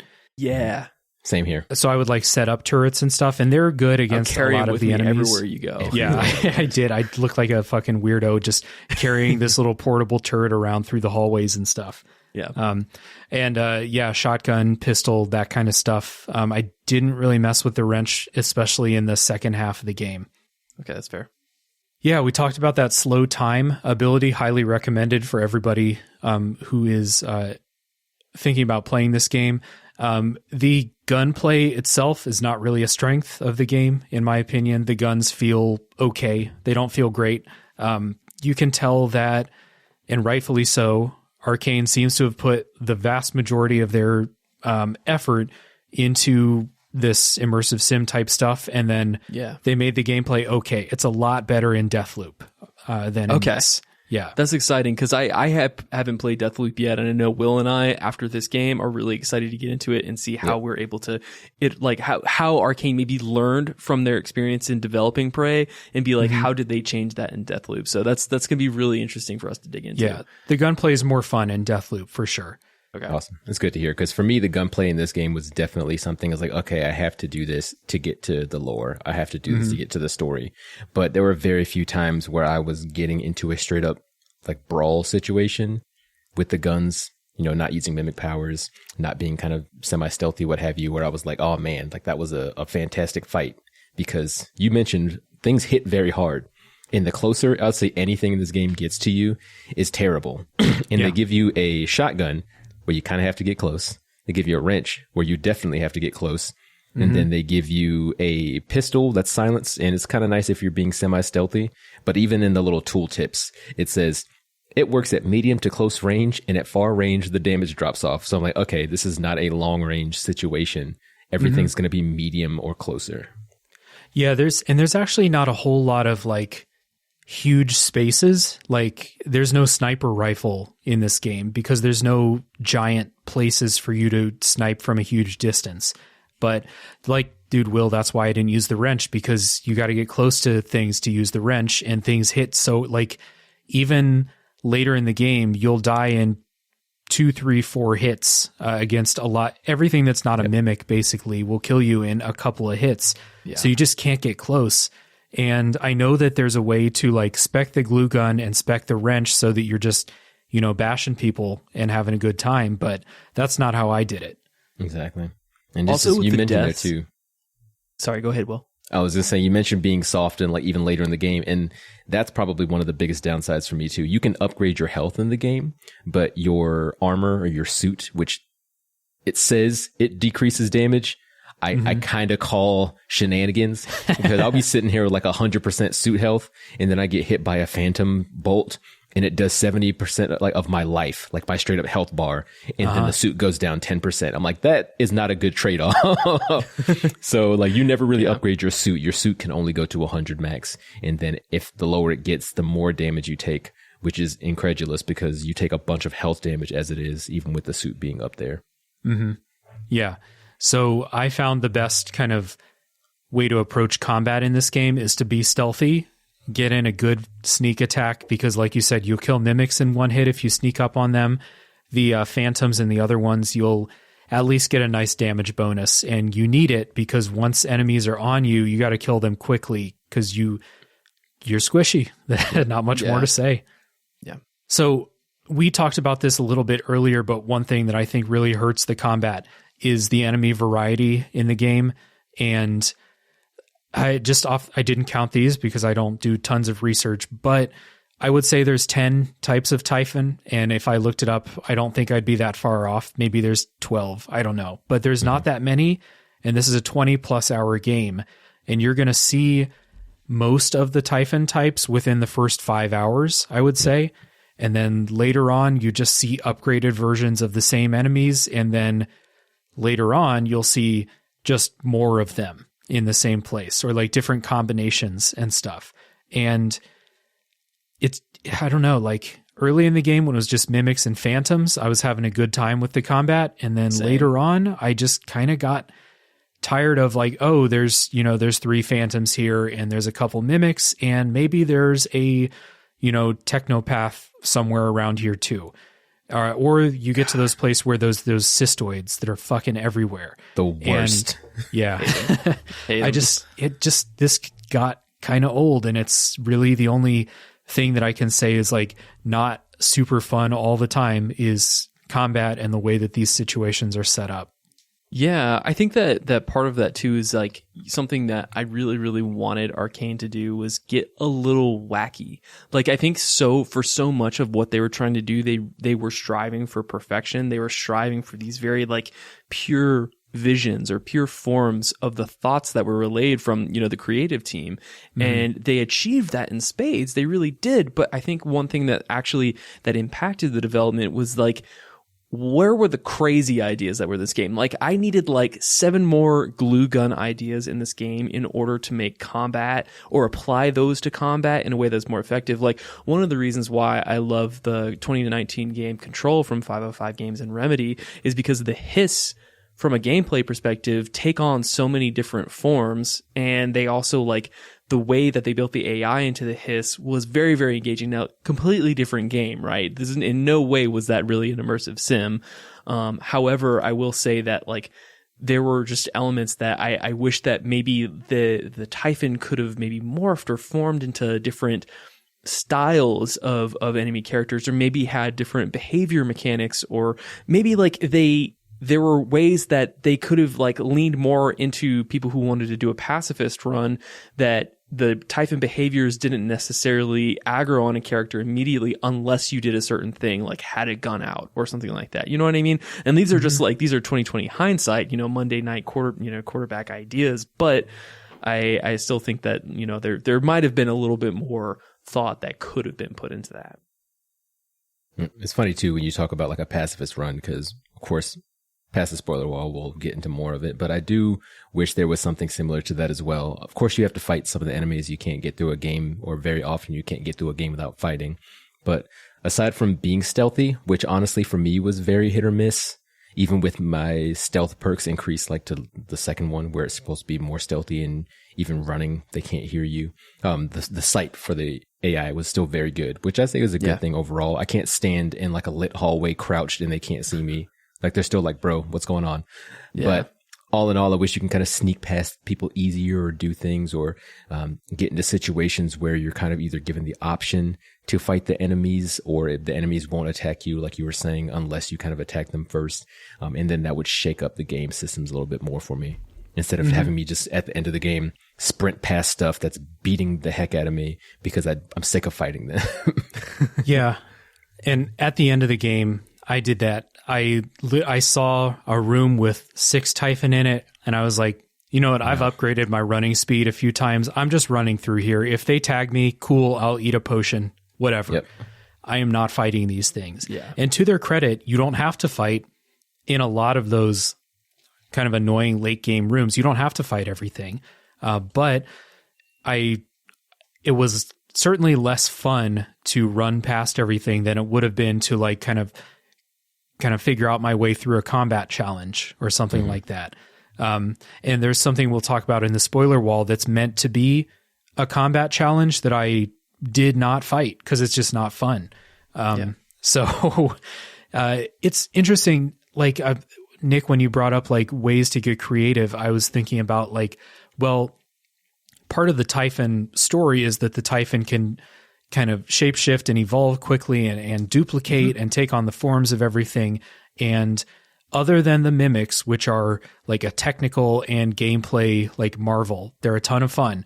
There's really not a whole lot of creativity to the rest of the Typhon. It's a lot of them are just like, hey, this is this humanoid phantom. It came from a dead body. Shadow of a person. It came from a dead body. It's humanoid. It shoots energy balls at you. And that's what it does. And that's what it does for the entire game.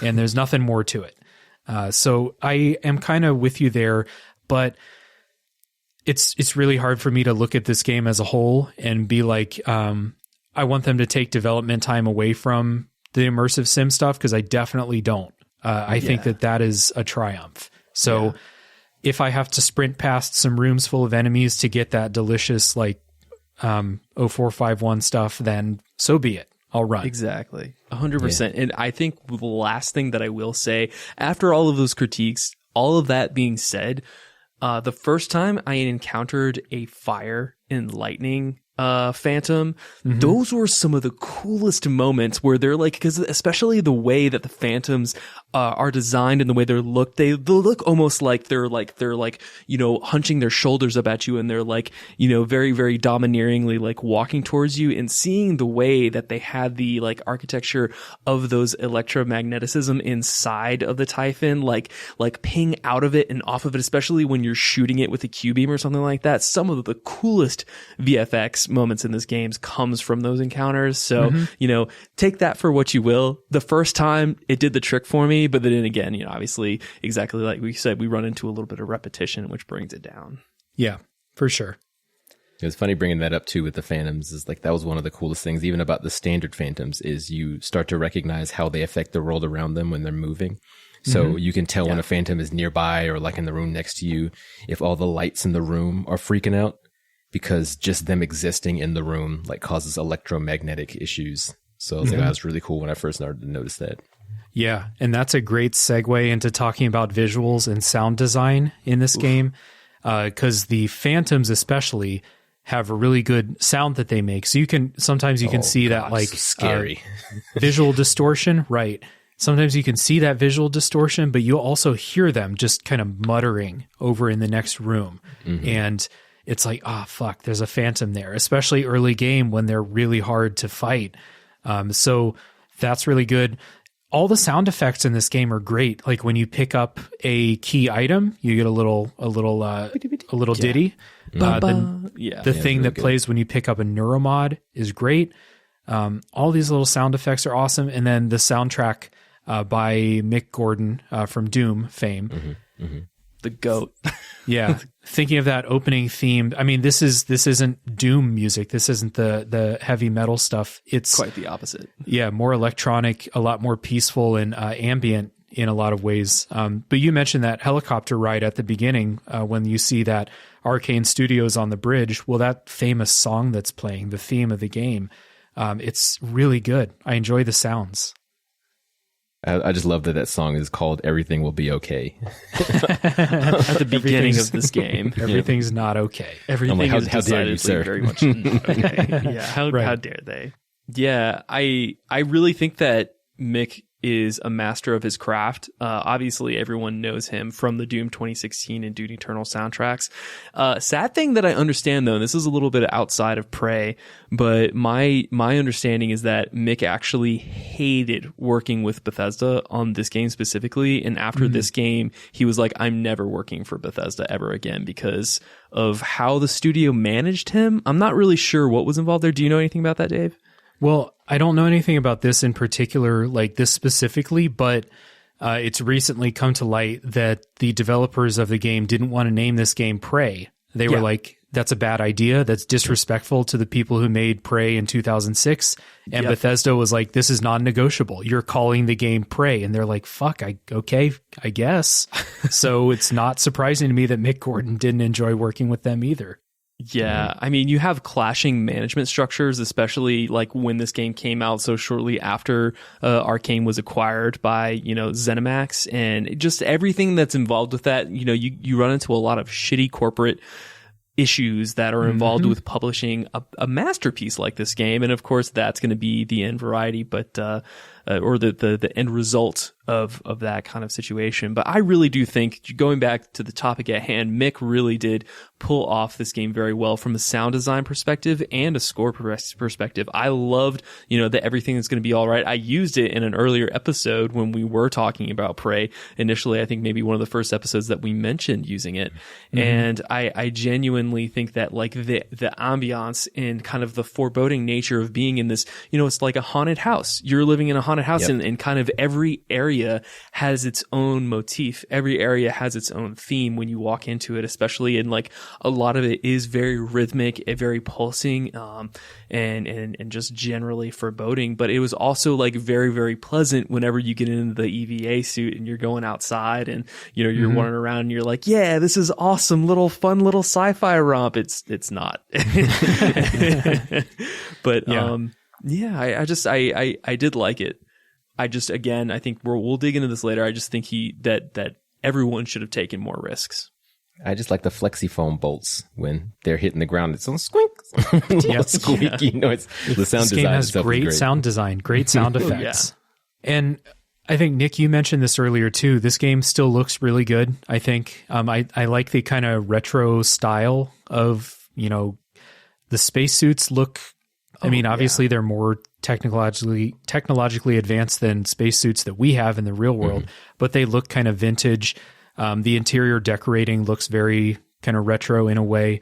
And like you said, a lot of the areas have their own kind of like style and the way that they're set up.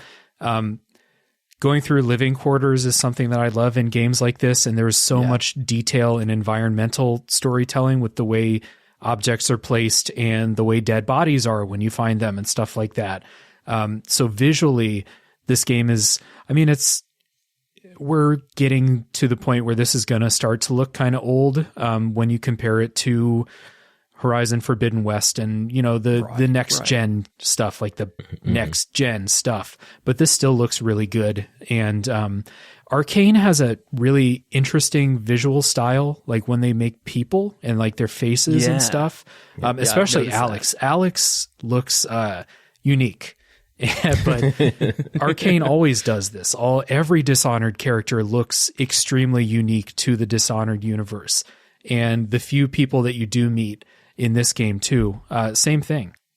Yeah, a lot of them are like caricatures, like they exaggerate features to make them kind of, a little bit larger than life. At least with something with Deathloop 2, that one, at least it looks like they kind of pulled it back there a little bit. Like there's still a very similar vein of style, but characters' features aren't as exaggerated as they were in like Dishonored and in Prey. Yeah, there's so many kind of studios or art teams that go for a photorealistic look to the way faces are made, especially like Yakuza, one of my favorite series. They make those in a way you can see every pore on their face and stuff like that. And it's caricaturized is a good word for Arkane's style here. Yeah, I loved the environment. Obviously, like the environment kind of just lends to the environmental storytelling. But genuinely, when anybody introduces any type of like riff on Art Deco from like the 1940s and 1950s of interior design, I eat that up with a spoon, man. And it was so interesting coming from BioShock, playing BioShock for the very first time for review. Shout out to Play Along Podcast that had a great episode with Jared talking about that show, or talking about BioShock itself on his show. And that was it was honestly a very surreal experience for me, because going from this one style of a very gritty steampunk semi Art Deco aesthetics that you find in Rapture, where everything is kind of broken down, degrading like very rapidly in the case of that game, and then going into the space when you enter in Talos 1, and it's this very beautiful, somewhat in some areas pristine science fiction neo retro Art Deco designs where everything kind of is high contrast, but everything looks a little bit gilded, and you have like those curved windows on the architectural like designs. I was like, oh, this is hitting all of the notes that I wanted from an environment. And it's like and going back into, figuring out what's happening on the station, like it doesn't do the thing that Bloodborne does where it makes you feel like I need to get out of here as soon as I possibly can.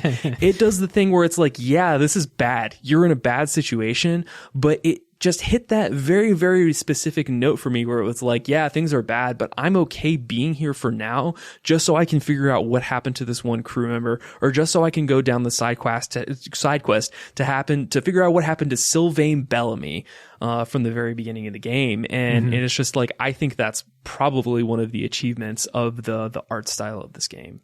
Yeah.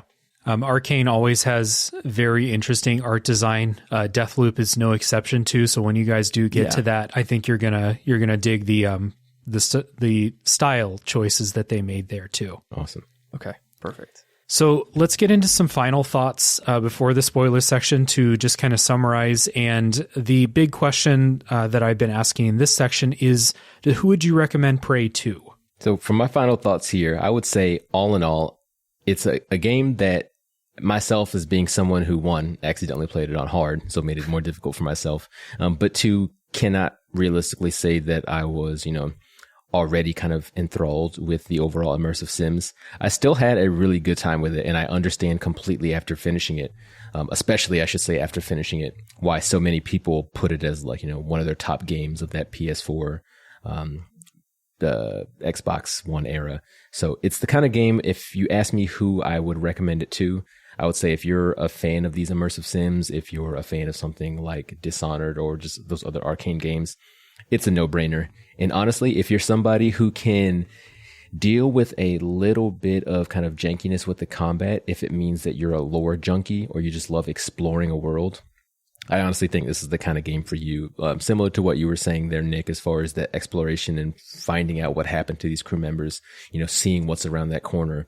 If you can really kind of push yourself through some of the scares, push yourself through a little bit of the combat, you're way more often than not going to be rewarded with some great lore, with some cool environmental storytelling, even if it's some crumpled pieces of paper that you can take back to the recycler.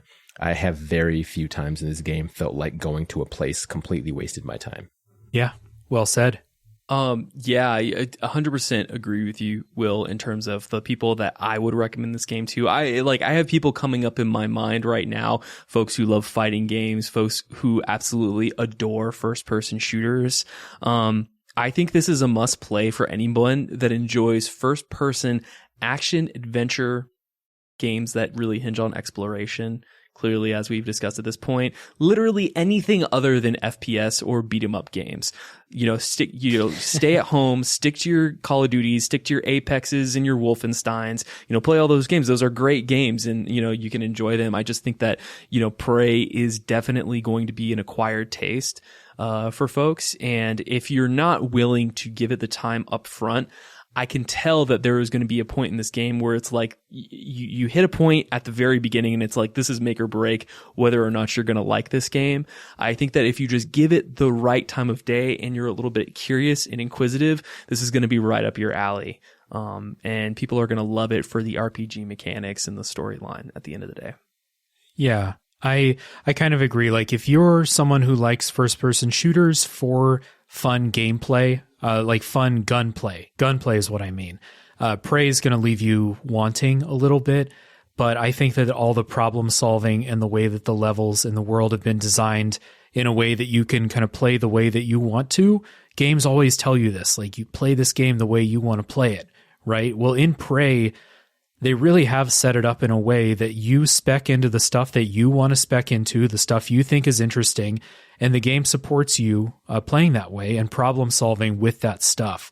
So if that appeals to you, this is, no brainer. If that appeals to you and you haven't played Dishonored, Deus Ex, Hitman, stuff like that, if you love this about Breath of the Wild, Prey will give you that too. And also, if you like horror games, and we haven't talked about this, I found this game to be very tense, at the least tense. And sometimes, I said earlier in the episode, I got so scared I uninstalled the game twice in the first half hour of playing it. So if you like horror games, I think this game will give you some of that too. So pretty easy recommendation for me, but this game is, I think it's best for people who like that immersive sim stuff, because a lot of the gameplay stuff might leave you wanting a little bit. But still, For my own personal tastes, and if anyone here listens to the show and thinks that our tastes align even in the slightest, I think you'll like this. So easy recommendation as far as that goes. Before we get into spoilers, we got to take care of a little housekeeping. I always turn it over to the guests first to plug your stuff. So where can people find Friday Night Gamecast? Yeah, absolutely. So you can find the Friday Night Gamecast on any and all podcasting platform that you enjoy listening to. We're also on Good Pods, which isn't generally connected to a lot of the podcast networks, but we also we enjoy on Good Pods because there's a lot of really good discoverability over there. So go ahead and check us out. Leave us a rating or review over there. If you want to follow us on Twitter, that's where I post a lot of shenanigans, and that's where I love to interact with our community. You can find us at Twitter at Friday Night Gamers, and that's NITEGAMRZ. And then on our profile on Twitter, we have our link tree listed there. And so you can go ahead and hit us up also. We have a Patreon for folks. I know that, Dave, you've also just gotten your Patreon up and off the ground, and it's incredible, if I don't say so myself. And so I think that, you can find us at patreon.com/Friday Night Gamecast, and you can get early access to our episodes, and some of the higher levels you get voting rights, and you can do whatever you want to me. And it's great for the money, for the right price. Right on. And like I said earlier, a big recommendation for people to check out Friday Night Gamecast. I really enjoy the show. The dynamic between you two is great. And the conversations that you guys have are worth listening to also, which is a plus when we're talking about podcasts. So yeah, for sure. You guys do bring a lot to the little indie podcast community scene that we've got going on here. And I appreciate both of you. Oh, thank you. Oh, appreciate that. Now it's time to talk about me. So if you want to support Tales from the Backlog, things to do, tell a friend, hit subscribe if you haven't already. And we have a Discord server where lots of people are in there talking about video games and movies and a Top 3 podcast, which is my other show. So join the Discord server. It's a cool little community. And yeah, consider listening to a Top 3 podcast, which at the time of recording is back. We are recording new episodes, and by the time you hear this, there will be a couple of them out. And yeah, it's a good time. Check that out. So Nick and Will and I are going to take a break, and when we come back, it's spoiler time for Prey.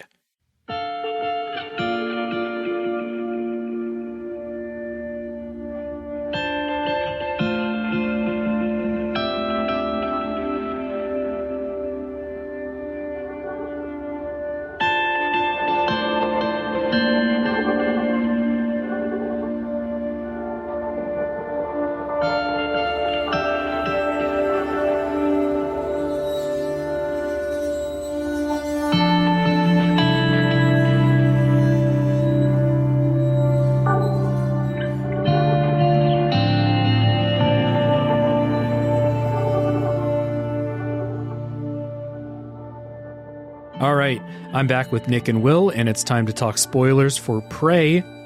Time to talk about that opening. I was going to kind of introduce it in the non-spoiler part, and I decided not to because it's really good to go into that unspoiled. So you guys just tell me your reactions during that opening. Well, first off, doing the whole kind of wake up, running around, while I'm not really big on the immersive sims, like I said, I don't have too much of a history with them. I do have that hoarding history that I mentioned. So I spent a little bit too much time, honestly, just poking through everything in the apartment, being like, okay, are there any secrets? Is there anything for me to put in my pockets? Yada, yada. Yeah. But then actually moving from there outside of the apartment, doing this nice little walkthrough. Somebody's working on some pipes. Hello, blah, blah, blah. Hey, how you doing? Cool. Yeah. Let me get on this helicopter. Hop on there. Just beautiful music that's like playing while you're on that helicopter ride going over to the other building across the whole city. It was stunning. That initial part there was super, super stunning for me. Yeah.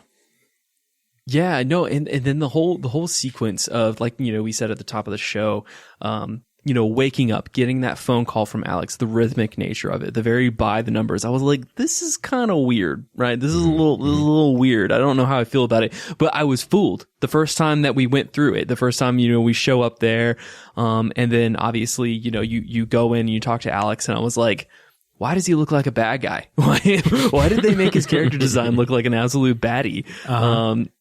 not like in a cute way, but I like went forward and, you go through the test and I see what your notes here are, when you're sitting there in the testing and the way that the scientists react to you. And I was just like, oh, this is so fascinating. Mm-hmm. And then you think it's all a dream. And then you wake up and you start repeating it. And then you go out and you realize you're in full blown lockdown. The person who was fixing the pipes in the hallway is now an actual skeleton. Yep. Environmental storytelling skeleton. Yeah, I know. Exactly. I love it. That's my goal during the apocalypse, is to become an environmental storytelling skeleton. My greatest aspiration. Yeah. Yep. Yeah.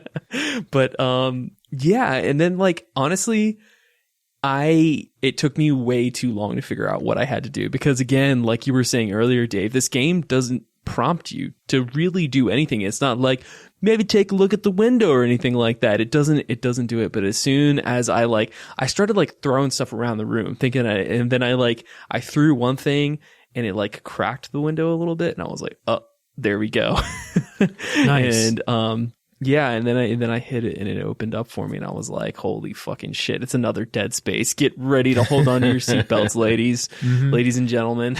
Yeah, I replayed the opening just the other day just to see it again, and I was trying to throw stuff at the glass and nothing happened. So it's good that it did crack with you when you didn't know that you were supposed to hit the glass with your wrench. Mm-hmm. Yeah. But it's interesting going back and seeing it again and knowing what happens in the game and why the scientists are so bewildered by the stuff that you're doing in those tests. There's one where they tell you to hide, and there's just a rolling chair in the middle of the room. And so the only thing you can do is go sneak behind the chair, and the scientists are like, is he really you see this? He's hiding behind what is he doing? And you're like, what do you want me to do? What do you want from me? Yeah. Empty room. The next one's you have a waist high wall in front of you and you have to vault over it and press the button, and you execute it perfectly. Right. And the scientist is like, you're doing good. Moving on, next room. And I was like, okay, what is going on here? Yeah. And then it's just messing with your brain. Yeah. And then I like how the last room they make you sit down so that you have to watch the screen in front, or the glass in front of you, when the coffee cup mimic kills that scientist. Mm-hmm. And so that part where you wake up the second day and you go out in the hallway and it's the lights are flickering, the person's dead. That's where I uninstalled the first time. Oh no! Yes, that was it. Right, that was the moment. I literally 5 minutes into the game, I uninstalled, and I was like, I can't do this. I do not want to play a horror game.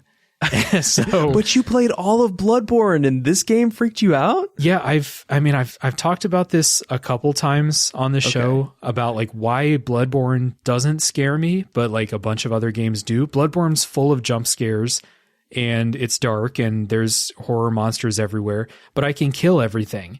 So, and I think a lot of games, that scare me are ones where it's really hard to fight or you can't fight. Amnesia, Outlast, Alien stuff Isolation. like that. Soma is the one I played. Yeah, Soma's huge. Yeah. Yeah. So anyway, that's where I uninstalled. And then when you get past that, you go through 2 doors and you're in that room where the mimic was. That room where it killed the scientist, right? Yes. Mm-hmm. Yeah. And there's a mimic in there. And I was just like, I can't do this. And that's the second time I uninstalled it. And then I picked it back up and I was fine. So yeah. Got it. Funny. Then it was off to the races there. Yeah, and then you just ran straight through it. With that intro day, did either of you notice? Because I definitely didn't the first time. I think I was watching a video about Prey earlier, and somebody zoomed in and they showed the exact moment when Calvino's asking for his coffee, and then the intern, whatever, comes and puts the coffee down, and a mimic comes from down underneath, transforms into a coffee cup. So for a split second, there's 2 coffee cups on the table, and then Calvino grabs the mimic cup. So you can see that. Yeah, you can see it on the first day, which is crazy. I did not notice it the first time at all. I noticed that my second time, but it was probably because I was looking for it. Mm-hmm. And was it Calvino who interviewed you in the beginning, or was that Bellamy? It's Bellamy, I think. Was it Bellamy? Oh, okay. There you go. Got it. I was just making sure I wasn't sure. There's 100 and something people on the Talos. Yeah, I'm over here mixing them up. Yeah. Yeah. And did you guys like kind of go around and explore all of those computer stations that set up that simulation that Morgan's in?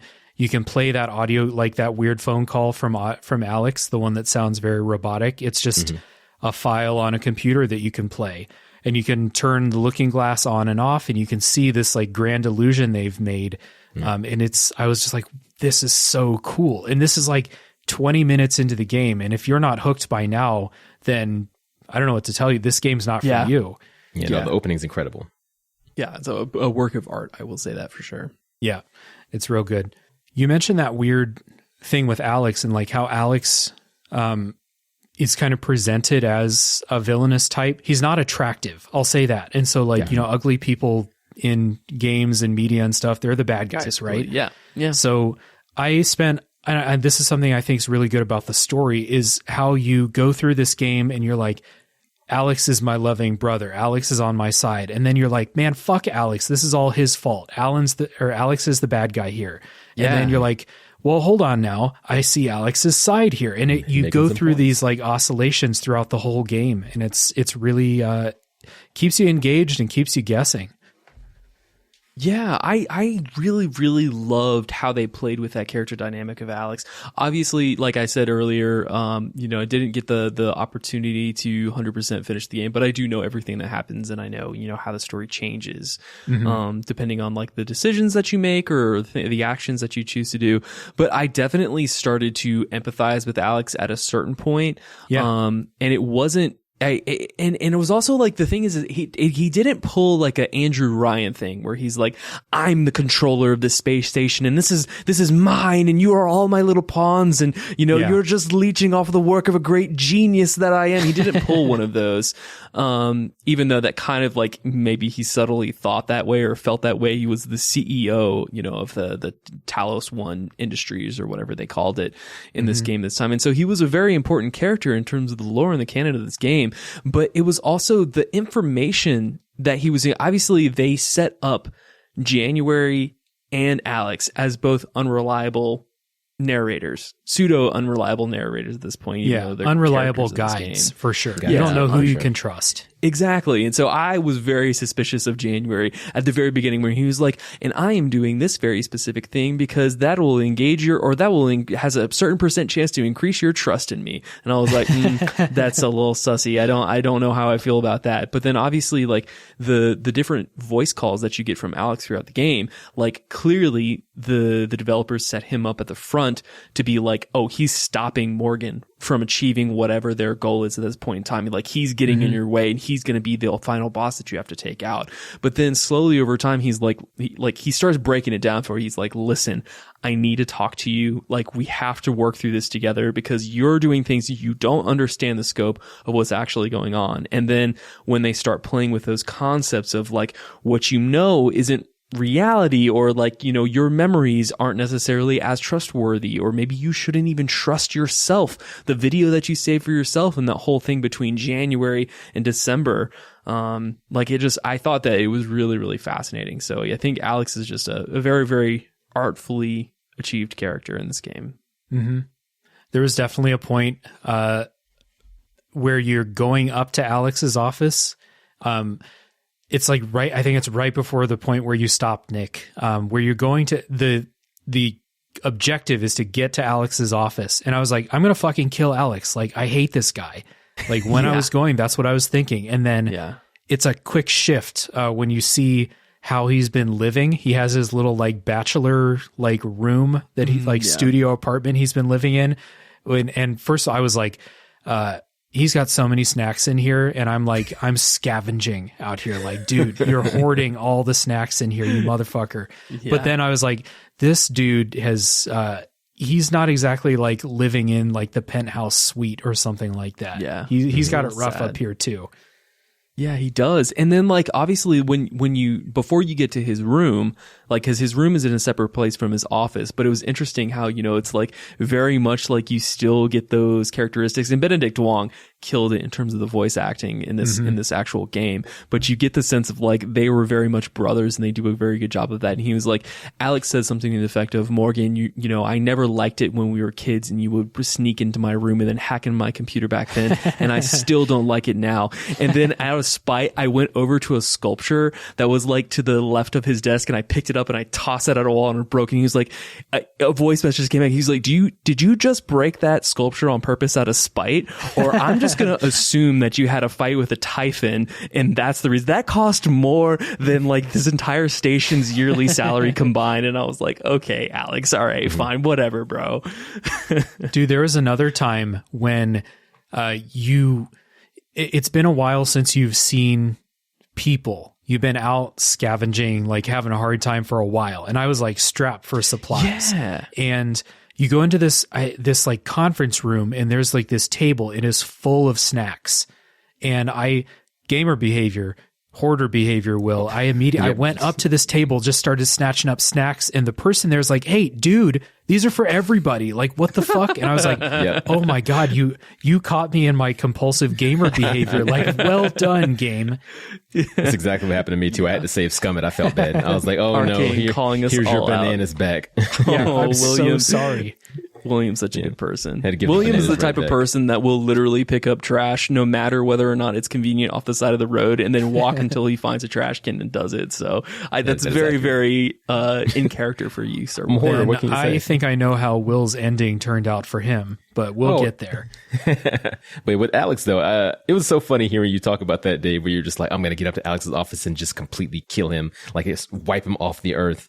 Because even from the beginning, you know, I was playing through, and like you mentioned, Alex is like loving brother, and you're like, things are kind of weird, but he's still my brother. Maybe we're just estranged. And then, of course, you find out what he's doing and the reason why things are happening, not only on Talos, but to you yourself personally. And even then, which is probably, in my opinion, the worst part for Alex, where it's like, okay, this is what really drives him as the antagonist to your protagonist. I was more like, bro, what the hell? Okay, now I need to talk to you. Like, I'm not going to just murder you. Like, I want to know, why did you do this? Like, I demand answers. So if I ever got to him, I was like, I hope there's like a press F to grab Alex by the collar. And I'm like, why? Why did you take my life? Yeah. But even though I got up there and it was like, oh, he's a sad boy. Yeah, we didn't mention that the reason that Morgan is a silent protagonist is because of these neuromod experiments. And I had in the notes to talk about in the spoiler section how removing a neuromod resets your memory to the point when you first put that neuromod in. And they're doing these experiments to put neuromods in, do experiments, then take them out and kind of reset Morgan's basically brain to that point.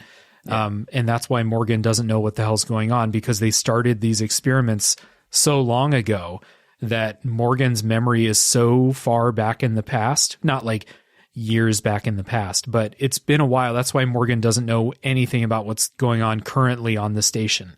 It seems like if you read notes, there are whole like relationships that Morgan had, like a romantic relationship that Morgan doesn't even remember because of these experiments. And she's like sad about it. She's like, you can tell that she's like very much pining for their relationship, because she's like, you just walked right by me in the hallway and acted like you didn't even know me. What did I do? Just talk to me. Like, and it's just, it's very tragic. Yeah. It's a really interesting play on the silent protagonist. And like, I don't know, silent protagonists are pretty hit and miss. I think that like a lot of games do good story reasons why they're silent, but this one in particular really, really works. I mean, as we're recording this, the Chrono Trigger episode of my show came out a couple weeks ago. Chrono is a silent protagonist who there's no reason for him to be silent. He's just silent. And in this game, they do a good, cool story reason why Morgan has to be a silent protagonist to learn all the things that they should know, but they don't, so that you, the player, can learn them too, right? Yeah. Agreed. So yeah, Alex, Morgan, yes. Let's talk about that Nightmare Typhon. God. This was an early game challenge. So I think it's pretty early in the game when the Nightmare shows up for the first time. The Arboretum, super early. Yeah.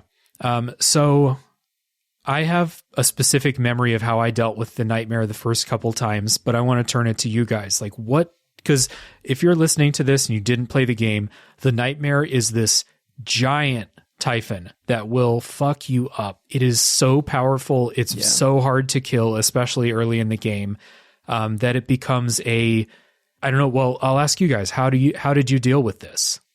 Well, you got to remember, once again, I was goofing around on hard mode. On hard mode, God damn. So I didn't recognize. And first off, Nightmare freaks me out when I first opened up like the door to the Arboretum, and it was like, oh, be careful. Look, there's a giant thing there, and I thought I was going to have to fight it initially, like right when I go into the Arboretum, which luckily wasn't the case. However, from that point on, it randomly spawns, which means when I had to go to the crew quarters, which is the exact next area, I opened the door, there's a giant lobby, and guess who's standing in the lobby waiting for me is the Nightmare. And not only is he just standing there, he automatically locks onto me because even crouching, he can see exactly where I'm at. And I thought, okay, well, I have a couple of recycler charges. I got a few shotgun rounds. You know, I can do some damage here. One shot. Completely one-shot me. Obliterated you. It did that to me 6 times in a row before I just walked in, saw the Nightmare, and then walked out. Because luckily, they do give you the option to just fuck off for 3 minutes or 2 minutes and let it despawn. Mm-hmm. Yep. Yeah. I was curious about, like, so before I get into my Nightmare encounter, I was curious about what you guys felt about the saving system in this game. I ran into many situations and areas where the autosave is quite infrequent, and so you'll get through a couple of tough challenges, and then you'll come face to face, or you take a wacky mimic shot, or, you know, a phantom shot, or you run into the Nightmare, heavens forbid, and, you know, it just completely one-shots you, and then, like, your load last saved game was, like, potentially anywhere from like 5 to 20 minutes before you got to that encounter. Did you guys find that frustrating, or was that just me? It's a Bethesda game, so I save every 5 minutes. I started learning to do that. Yeah, it's a Bethesda game. Between glitches and random enemies, you got to just constantly save, and it's free. It's not like you have to go to, you know, a typewriter. Yeah. So I always love that. Yeah, this is a Dishonored habit, Hitman habit, where I quick save all the time. Like every single enemy you kill, once a minute. Like if I do anything, or I'm about to attempt anything, quick save. Yeah. Yep. So that is definitely something I ran into that I had a little bit of trouble with. That may have potentially slowed down my progression through the game, but nonetheless, we find ourselves here today. My experience with the Typhon was, I think, not as bad as maybe either of you.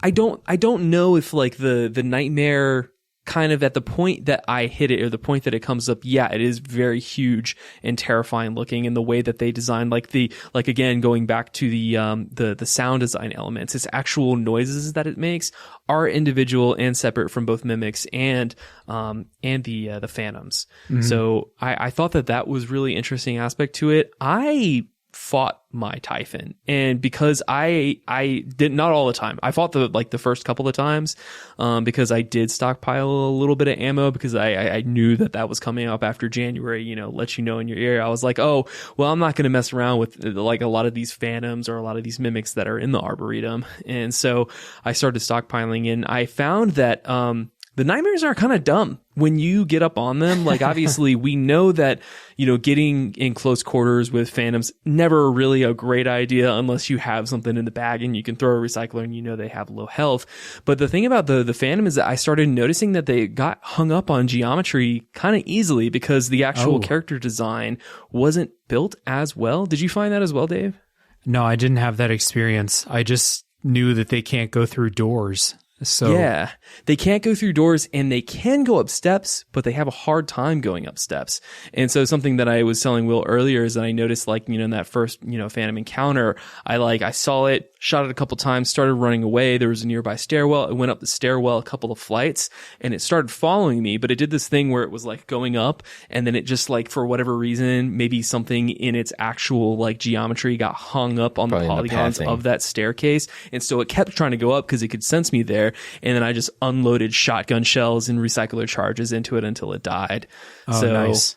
Yeah, so that was a lucky happenstance. Although I will say there were times where I was just goofing around. I did remember to save before my next, nightmare encounter. And then I started like getting close to it. And when you get close to it, it does have like elements where it's like if you get too close, it'll like whip around and maybe like blast you. But you can also like sidestep dodge a little bit easily if you're just using your agility in the right way. And so I was kind of whacking it with my wrench a few times because at that point I had fucking nothing left, and I was like, well, what do you expect me to do, game? And then at the end of the day I realized like it's just not worth it. It's just not worth the time investing or the ammo investing in trying to kill one of these things. So at the end of the day I just started hiding and leaving as fast as I could. Because exactly like you said, Dave, even if it clips you, like obviously I wasn't on hard mode, so it wasn't an immediate one-hit kill, but it's going to knock out like half of my armor and then like 75% of my health, so I can just, chew through a health pack and then just keep on with my business. Yeah. I want one of those goof nightmares that you got, because at one point I was in Morgan's office at the top of the damn lobby. Yeah. And I saw a nightmare down at like the floor, and I was like, oh, that sucks. I'll just wait in my office for 2 minutes. That thing walked into the office and started killing everybody. What? Damn. Started killing That's all insane. of them. I was so mad. The first time one came up for me, I had a very cool experience. It was like, I haven't played Alien Isolation, but it was very much an Alien Isolation, like this thing's stalking and I'm like hiding in like a closet, just like, please don't come in here, don't see me in here type of thing. And that ran out the timer. I felt really good for figuring out a solution for that. And then the next couple times that they came up, I did the same thing. I hid maybe like mid-game because I didn't realize that I thought this was one nightmare. So mid-game, I was like, I'm powered up. I got some turrets. I'm going to kill this thing. And I set up an ambush. I set up turrets around corners. I was like kiting it through these hallways and I killed it. And I was using, when you go up the elevator, like the grab shaft elevator, it can't follow you up there. So I was using that to like give myself a minute to heal, and kind of regroup. And then I jump back down the elevator, like pop, couple magic spells, back up the elevator. And I killed it and I was like, fuck yeah, I did it. You get like a trophy for killing it. And then, 45 minutes later, there's another nightmare. And I was like, what? Okay, I'm not fighting. I'm not doing this again. This is bullshit. I killed it once. Don't have to do it again. So I found out their big weakness, the thing they're weakest against. And I think, Will, you brought this up. Loading screens will kill the nightmare and take it away. So really? Yeah. Every time a nightmare spawned, I was like, okay, where's the next area transition loading screen? Like, let me go back to the lobby or into one of the other places. Let me go out an airlock or something. The nightmare can't follow you. So just left. That's dipped. Real winners quit. If it sucks, hit the brakes. That's exactly how I felt. I was like, I'm not going to sit quote here. From Dave, real winners quit. Yep. Hit the bricks. I'm like, this is my Dark Souls moment. I'm over here smashing my head against the wall of this thing. I'm like, nah, I'm good. Let me just wait 2 minutes. You find the real, Sigma male way to deal with it is just run. Yes. Just run like a true Sigma Bale. Yeah. So, Nightmare sucked. And then you get a side quest later to like permanently take them out. And I did that because I was sick of it. Basically became an annoyance. It was like, I'm trying to do this thing. A nightmare came up. I got to go find a loading screen to get rid of the nightmare. Then I can go back about my business. So when that side quest came up to kill them, take them out forever, I was like, okay, I'm done with this. It was cool the first couple times, and then it got real old. Yeah, I said cool. This to Will earlier. Resident Evil 2 did it better with Mr. X. Resident Evil 2 remake. In Moon Crash, there are. I don't remember. I think there's one nightmare that I saw in Moon Crash, but there's another enemy that is similar, and they're just more fun. They're more interesting to deal with. So they worked with that a little bit. Cool. So another cool like story revelation that I found interesting in the game is you're going through like these testing labs, and you find what they call the volunteers. They're volunteering for Typhon experiments, right? and then volunteering in air quotes. And then you find out that those are Soviet prisoners that are being tested on. And so we get into another one of these dystopian corporate, dystopian science type storylines here. And I thought this was interesting, and it directly leads into my favorite side quest of the game. Which is the chef? Yeah, the chef. Yeah. Yeah. I think like my first live human that I met was the inmate that you find in Psychotronics. Mm-hmm. And that was like, honestly, I was very, very scared with William. William is always a perfect non-spoiler person, because I was like talking to him about my experience, and I was like, man, like, I love it because you go to a security station, you're able to look at who's alive and who's dead.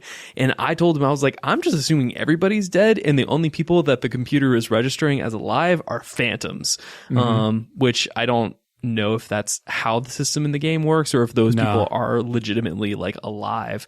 But yeah, I was very concerned because, for a while there, I was like, this is a kind of a lonely game. This is a lonely experience. Am I the only living person on Talos 1 still? And you get to the point where it's like, finally you're down there, and then he's like, yeah, they were testing on me. And then like you have the terminal in front of you, and you were like, pull rap sheet or something like that. And you're able to read all of like the, crazy heinous things that this guy did. And he was like, oh, what? You probably pulled my history, didn't you? Just want you to know that I'm not the same person that I was. He basically just trying to like argue for his life. Yeah. And honestly, I sat there, I was like, dude, you're the first human being that I've come across. Like, I'm always I'm genuinely a person that likes to give people second chances. And also like I don't feel good about killing the only other live human being, even if it's a shitbag. And I felt strong in myself. I felt like the only other possible situation that could have happened with this volunteer was like, he comes out and he starts trying to fight me like good old Skyrim style. Oh, like you pulled your sword out in the wrong town or something like that. But he comes out and he's chilling. He's like, oh, I'll give you that code to that thing that I told you I was going to do. And, he does it. And, come to find out that actual voice actor who plays him is, Walter Goggins, who's pretty famous. He's a pretty famous character actor. So I was like, oh, I love it. But yeah, pretty cool little side mission storyline. But I loved like the whole thing with the volunteers when you go back to the neuromod division and you go and see their quarters and you see the testing area and the testing facilities and like everything that they're doing and like the weird situation that they got them all set up in this like little set of cramped quarters with like treadmills and everything.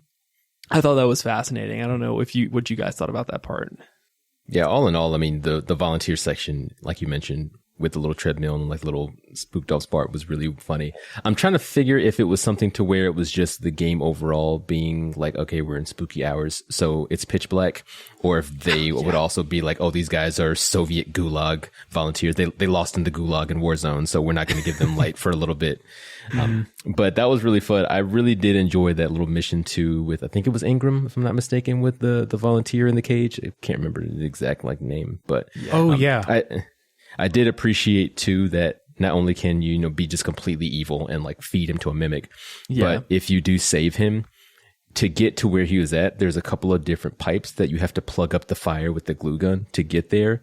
And of course you wouldn't necessarily know that. I had to look it up later on because I was like, oh, this is kind of interesting. The reason why he's not surrounded or there's no mimics over there or no Typhon over there in general is because the fire was blocking them off.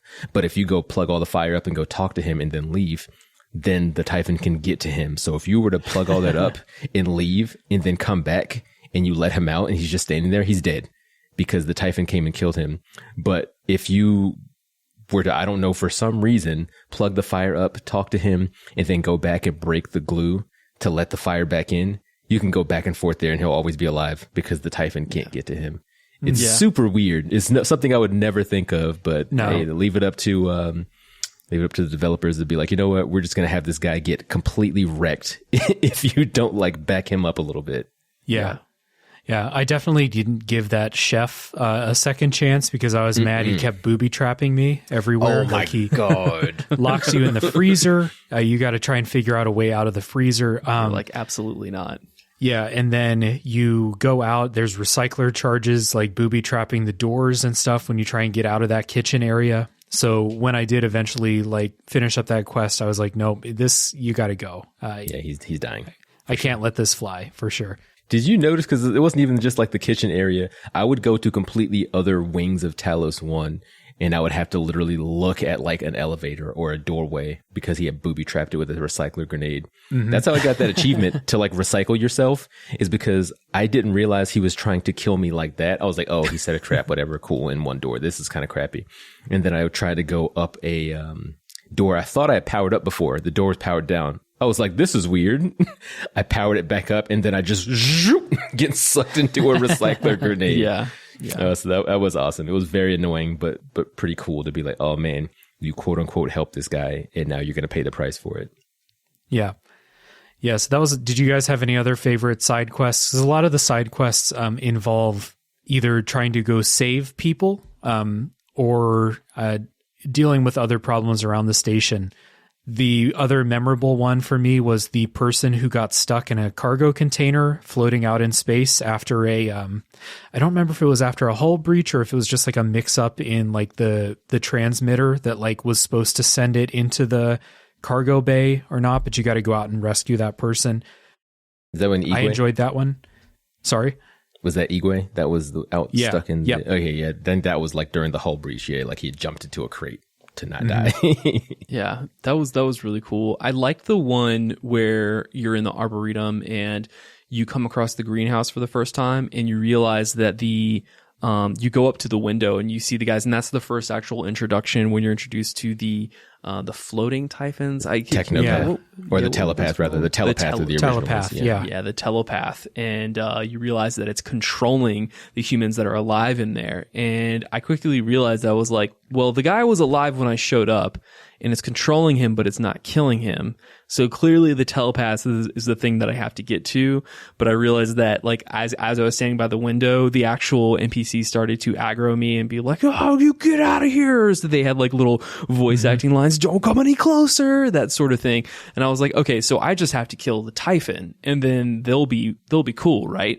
And so I like, did the classic glue gun thing. I jimmied my way up until the top because you could tell, like, I think there was a note that said like, use the surroundings to your advantage because the Typhon doesn't know it can just go up. And so I just climbed my way up there and saw that like literally it's an open air greenhouse. I think I didn't even think there was any glass, and I started firing on the Typhon from up there, and it definitely killed me once. But because I was like that psi blast is like too strong. But then I finally kind of got the drop on it and rescued the security officer. Can't remember her name for the life of me, but she was a really cool character. So I enjoyed the fact that I actually got to rescue her, especially because she was referenced in numerous other little like emails and little flavor texts that you pick up along the way there too. So I like that a lot. And the Golden Gun side quest was really cool. Getting that upgraded version of the silenced pistol, I really enjoyed that one. Yeah, nice little nod there to GoldenEye. Yeah, for sure. I really like too. It's kind of intertwined with the cook quest, but where you're helping out Danielle Show. Yeah. So I thought that was really fun too. Danielle Show was apparently supposed to be the main character of the game before they decided on Morgan to be the main character.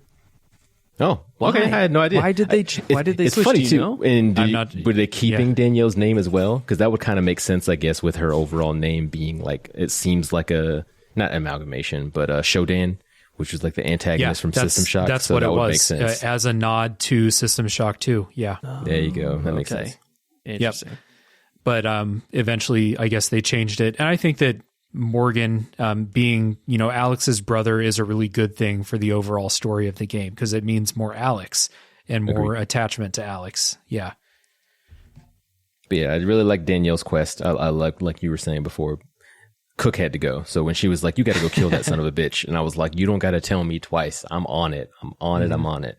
So I really like that side quest. A lot of the side quests, there were some that were very fetch questy, but at least one of the ones that was kind of fetch questy, I was able to do ahead of time, which I always love when a game lets you pick up a quest item and then you're like, oh, this must be for something later. And then someone's like, hey, can I ask you to go get me? Oh my God, is that it? Specifically what happened with the wedding ring was like with this ring. If you go up in the crew quarters, there's a phantom, kill the phantom, drops a wedding ring. Every once in a while, you'll see a named phantom, which generally gives them a little bit more importance. Mm-hmm. And then when you get back over to the cargo bay, or rather you get there for the first time, you're talking to this guy, same last name. So if you don't notice it immediately, you'll notice when the quest starts. He's like, hey, I've been looking for my wife. I mean, I think at this point she must be gone, but can you find anything from her? And I just had to like sheepishly hand him like a ring that was, sorry, buddy, I kind of smoked her 2 hours ago. Yeah. Whoops. But you're right. That is a good thing whenever games do that, where you get to a place, you find a quest item, they just let you pick it up and finish that quest right away. It seems like more modern games are a lot better about this, where they're just like, yeah, just hold on to that. It'll be fine. It doesn't fail the side quest because you didn't start it the right way. Or It's like they're like, oh, you can't pick that item up yet or something, or it won't even spawn until you have the quest active or something like that. Very cool that they do it like that in Prey. Helps cut back on some of that backtracking, because we already mentioned that a little bit in the pre-spoiler wall. But yeah, the backtracking is a little rough sometimes towards the end. So imagine if you had to wait to get to him in cargo bay to get the quest and then go back to crew quarters and then go back to cargo bay. I'd just be sick of it. Yep, 100%. Speaking of getting sick of it, I think we're into this like home stretch area, and we're going to spoil this for you, Nick. You cool with that? Oh yeah, I already know everything. So okay. It's cool. I was going to say, so the ending of this game, not the ending, the kind of last third of it, I think is like by far the worst part of the game. Mm-hmm. You get to that part where, and I forget the order of these things. There's two things that I think really suck. Where you have to scan a bunch of coral I forget even why you're doing this, but you have to go out in 0G and scan a bunch of stuff, which means motion sickness for Dave. Not great.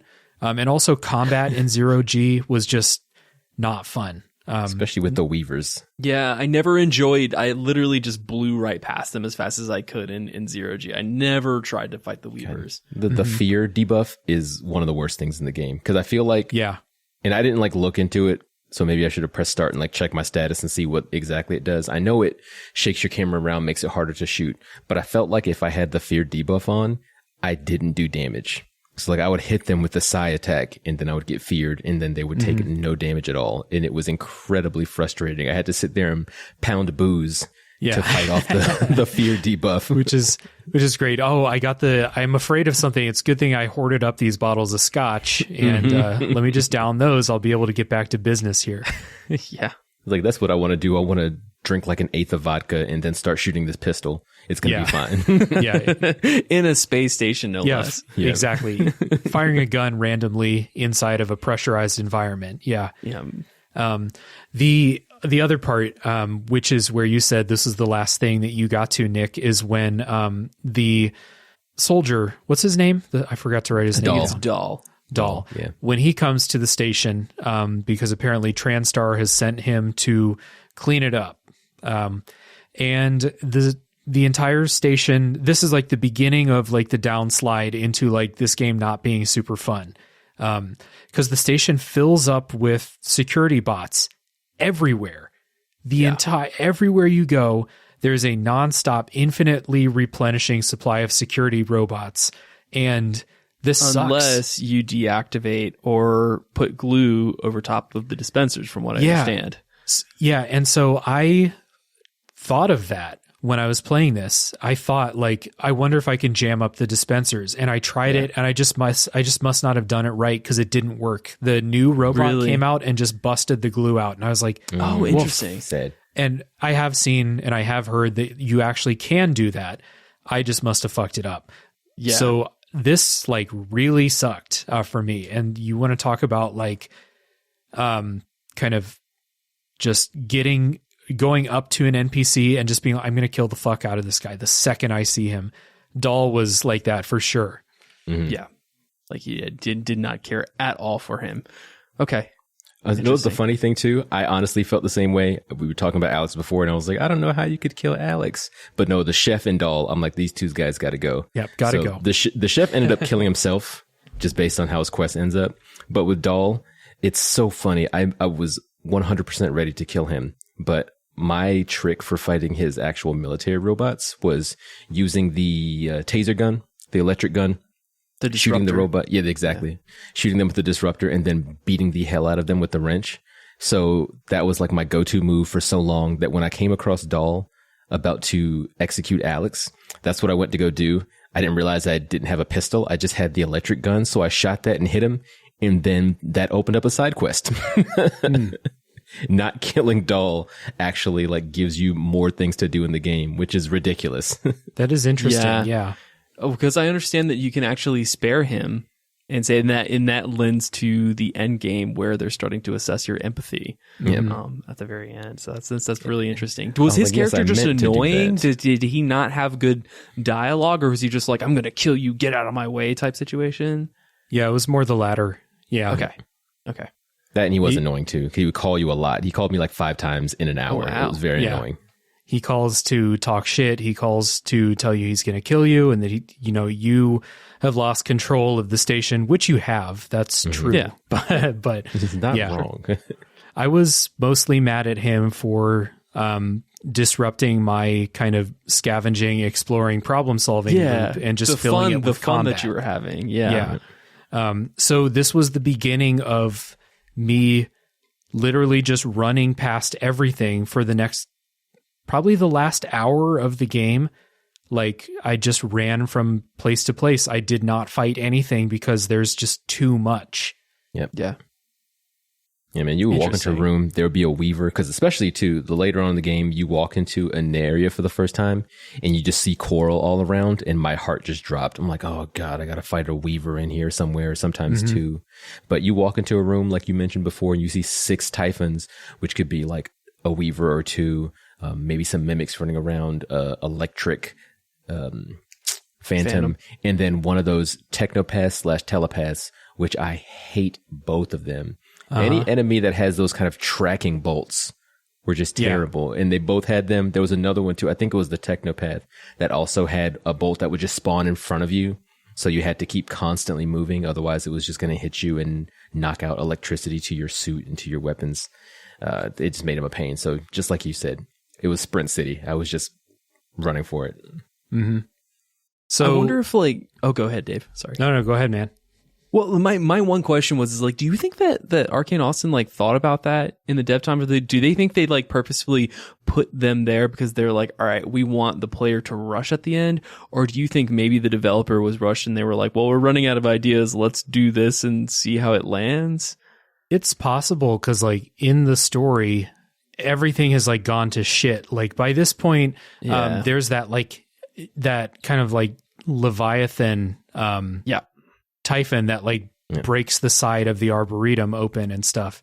So things are not okay in the station anymore. So I kind of get it being overrun with that. And then during that Dahl section, it being overrun with security bots and stuff like that. So from a story perspective, it fits. It's just not fun. So maybe I'm sure that they play tested it and they got feedback, and they might have just been we want you to feel underpowered and overwhelmed now, and running is what they want you to do.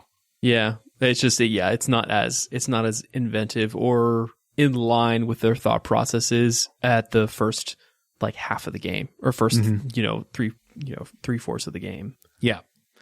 So getting to that ending though, this is where things start to get really interesting again. First of all, you're talking with Alex, and you have a choice of building a null wave device that will hopefully kill the Typhon and preserve the research. Because this whole time, Alex is pleading with you, hey, you do what you got to do, but please consider that this research we've been doing is super valuable, and it would be a huge setback to destroy it. So why don't you try making this null wave device? Null wave kills the Typhon, will hopefully preserve our research. Or you can blow up the station and just take everything out. What did you guys do? I went ahead and saved everybody, and rather not saved everybody, but did the null wave, which took a little bit more work for me. I had to go find a place that I couldn't float around because, as you mentioned, the arboretum was open and you couldn't use the fabricators. So I had to go find a place, fabricate the null wave device, go back down to psychotronics, put it in there in like the apex coral, like the mainline coral, and then go all the way back up to the bridge to start it. Part of me was like, oh, I should just blow it up. Cause at least for me, I'm not sure exactly how, you know, both of you kind of interpreted like the good ending, quote unquote, bad ending, quote unquote. But I was like, I feel like it would make more sense to just blow it up and leave no trace. You know, that way nobody can make these mistakes again. And you lose the information, you lose the science, but you hopefully don't lose the people, because I set it up to where the folks would be able to escape on the pods or in the ship no matter what. But the reason I didn't blow the ship up is because I didn't want to go back down to the reactor where there were two technopaths. When I was leaving out of the reactor, because in that area you have to like get out, and there's two technopaths there, and I was like, cool, I am never going back to that room. So the second it told me I had to, I said, nope, never mind. Interesting. Gotcha. Yeah. What would you have done, Nick? So the way that I was playing, I would have tried my best to save as many people as possible, as many good people as possible. I probably, you know, I would, you know, I ended up killing the cook, killing the chef. But I feel like that for the most part, the way I was playing, I really, really, really wanted to take the shuttle. I really wanted to take the shuttle out just to see what would happen in early mid game and find out what that secret ending was, or like what happens during that secret ending. So you guys are going to have to, you know, fill me in on that, because I chose not to. I was like, nah, it's fine. I'll go ahead and just keep on trucking. But, I really wanted to take that shuttle and just say, fuck all y'all, and just get out of there and tell everybody about the Typhon, and take the selfish way out. But no, I would have done the null wave for sure. To kill the Leviathan, Typhon and everything, and just preserve Talos 1, and have the folks get off via shuttle there at the end. Would have been my route. Yeah. So I did as many side quests as I could to save people. There were a couple where I could not figure. There was one in particular where people were stuck in an escape pod, I want to say, and they're running out of air, and I just couldn't figure out how to do it, and they died. But the other side quests I got, I saved as many people as I could, and then I blew up the station because number one, this station is fucked. Just get rid of it. Number one, top to bottom, start from scratch. Yeah, this research might be valuable, but you can fucking do it again. Like we gotta do something about this. So I blew up the station. The other thing though, and this is an interesting, like kind of just video games philosophy question, is whenever you're given one of these choices in video games, it's always presented as like a difficult philosophical choice. But to me, the fact that video games are not real means that I can take the more reckless thing, and I'm just like, this is a video game. There's no consequences. I can do whatever I feel like. Sure. So maybe if it was real life, I might be tempted to try to use that null wave. But since it's a video game, I was like, no, fuck it, blow it up, kill me too. Who cares? Like, this might be the right moral thing to do, and it's a video game. Nothing matters. Yeah. So did you just sit in the chair at the end then when it gives you the option to just wait it out? You just sat down and I don't want to set the world on fire. No, it was I was kind of frustrated by the gameplay at the end, and that may have played into the decision to just be like, no, fuck it, blow this whole thing up. Like, this is past redemption. So if you do the null wave, what happens? Because I didn't look it up on YouTube. Yep. So when you do the null wave, you go down to back in Psychotronics when you see that first Weaver, and on that satellite is where they found the very first Typhon. That's where the kind of apex coral is. So you put the null wave device on that, run back up to the bridge, and if Alex is still alive and January are still alive, they're actually arguing at the bridge over what to do. So of course Alex wants to have the null wave go off, save all the the facility as a whole, and January says, no, I was literally programmed to make sure this place blows up. So while they're not coming to blows or anything yet, January completely has the terminal shut down, saying, you have to kill me, i.e. you have to kill yourself. Like, she specifically said that to Morgan. It's like, if you want to go do this, because I'm not going to let you. You told me not to let you do this. And then when Alex says, you know what, screw this, whatever, I'm going to kill your robot, then she in self-defense knocks him out. But you still have to make that choice. You have to either then say, all right, I'm going to go blow it up with Alex being knocked out, or I'm going to kill January, suicide by proxy, which is an achievement you get if you actually kill January. Nice. And then you hit the null wave. Doing so will destroy the Apex Titan, and it will, as Alex says, knock unconscious all the other Typhons on the ship. So everybody's safe at that point, and that's how it ends. Okay. So that actually does work, because part of that decision is also the fact that you're not sure if that's going to work. It's just like hey, we think this will work, but we're not sure. We've never tested it before. Yeah. We've never done one this big before, Yeah. So, all right. So we made our choice for the ending, and then this game started with a big old fake out, and it ends with a big old fake out too, because none of this was real, but not in a stupid way, in my opinion. And I'll get your guys' opinion on that too. Yeah. And it's like, I think they do enough with the story and connecting the things that you've done up until that point to justify this not being real, right? Yeah. You with me there? I had a premonition in this game like earlier on, because of the way the environment is built and the way that Alex was acting. I said to myself multiple times as I was sitting there floating through space, I was like, this shit isn't real, is it? Like everything that I'm doing, I was like, I know this is some type of like simulation, or like I'm in a dream within a dream or something like that. Like this, they're trying to pull crazy mind games because they set you up for that. And it's like, that's the expectation from there on out. I was like, I am not believing anything anyone tells me until I see the events, unplay, play before me. So I was like, I went through the game being like, nothing matters.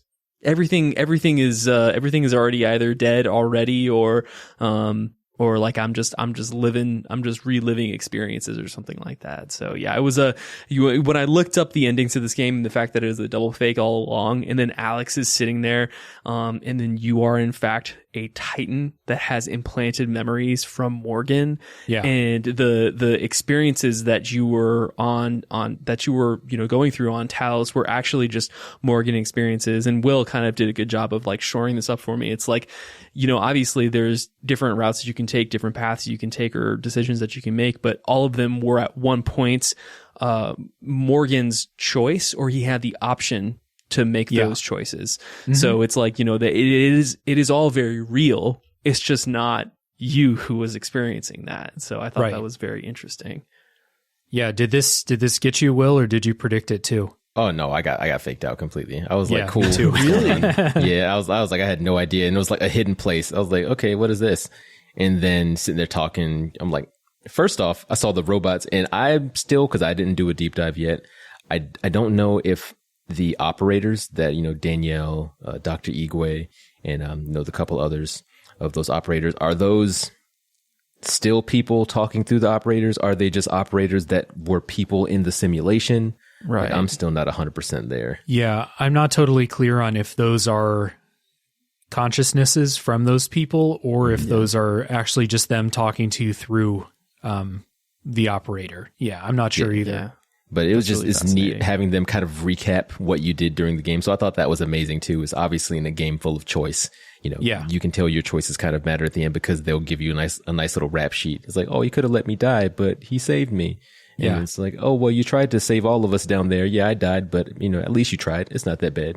Mm-hmm. Or they even talk about too during the game with those technopaths, Nick, as you mentioned, how they take over human minds. You have multiple options to be non-aggressive to humans that are mind controlled. You can knock them out with a taser. You can use a Typhon power, mind jack, to just kind of knock them unconscious and take their minds out and be good to go. But if you just go through and say, nope, someone's trying to kill me, I'm going to shoot them in the face, then they'll bring that up at the end. They were like, this man was very aggressive to humans. I wonder if the Typhon is slipping through. So that was a really cool. And then that choice at the end really kind of capped it off. I feel like it's always kind of iffy when you have a game at the very end and you're saying, okay, do A or do B, because then I'm thinking if they do a sequel, especially how it's set up, there's going to have to be a canon ending. There's no way A and B can work. But I think this game did a really good job, though, for a game like this, right? Just the way it ends, it feels like it's setting it up one. It's probably not going to happen. Yeah.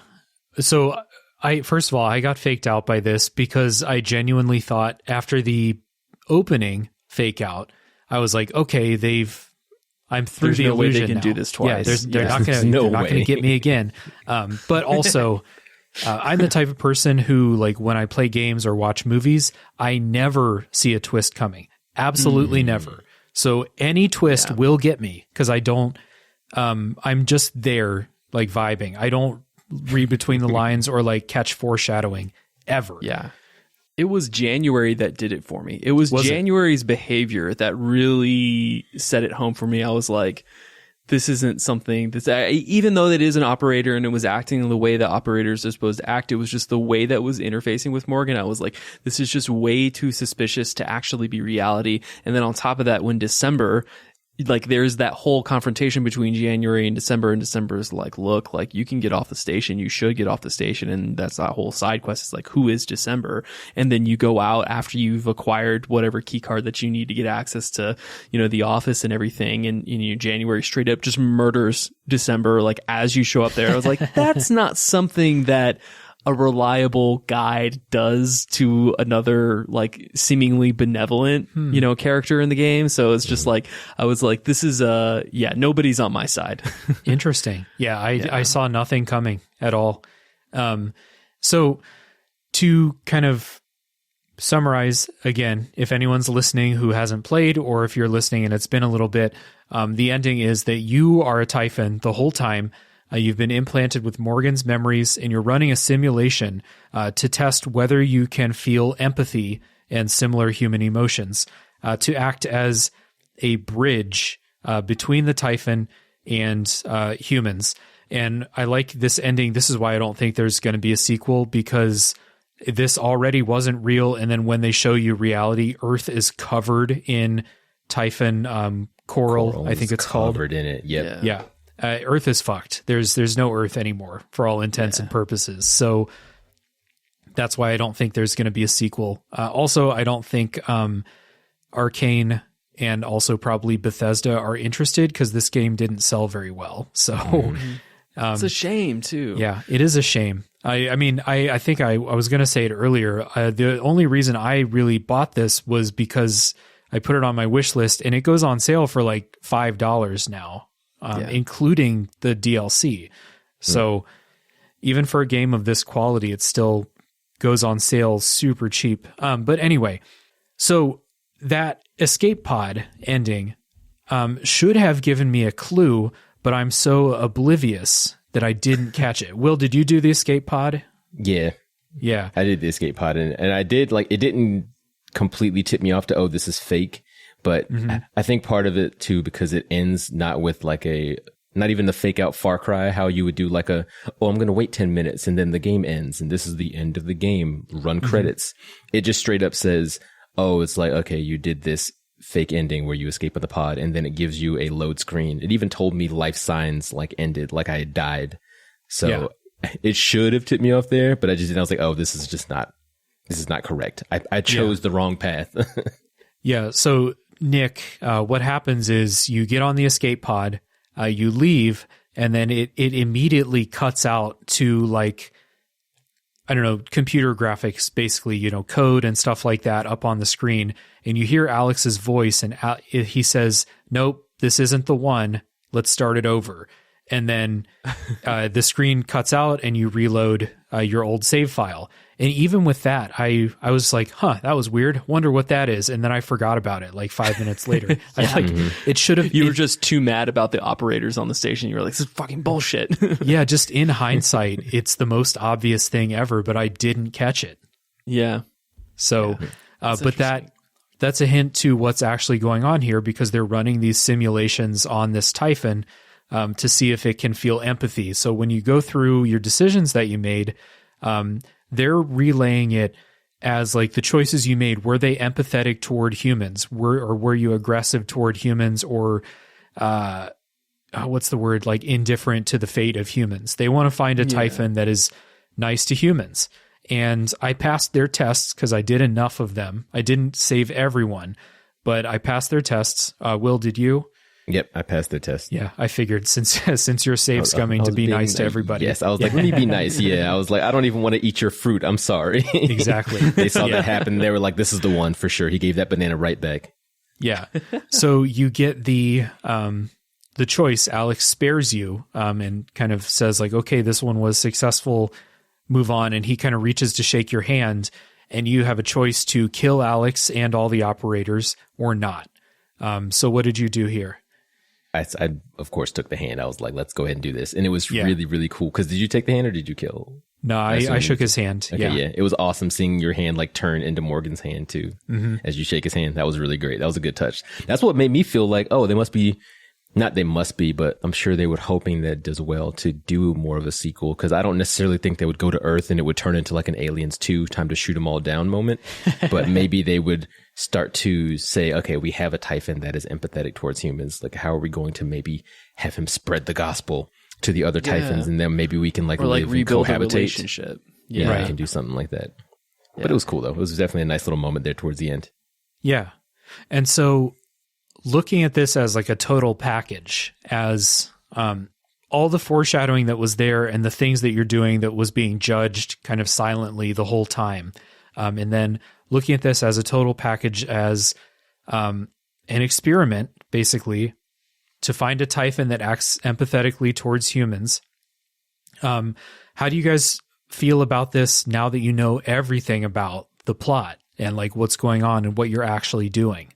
I don't know about you, Will, but I love it. I genuinely think that, there are a lot of developers out there that pride themselves on being, masters in narrative, storytelling and emergent gameplay and environmental storytelling and all that. And I think that Arkane has really proven themselves with this one for me. And I enjoy it. I know that a lot of people think that the ending of nothing was real kind of lands flat or falls flat with a lot of folks in the audience. It didn't for me here, especially with the understanding that yes, the events were real. The things did happen, even though they were just, you might have chosen to do something as the Typhon that maybe Morgan didn't do. I think that it leaves a lot to the imagination, and there's just enough mystique and lore in this game to support everything that they are able to pull off here. So I definitely think that it was, as a complete package,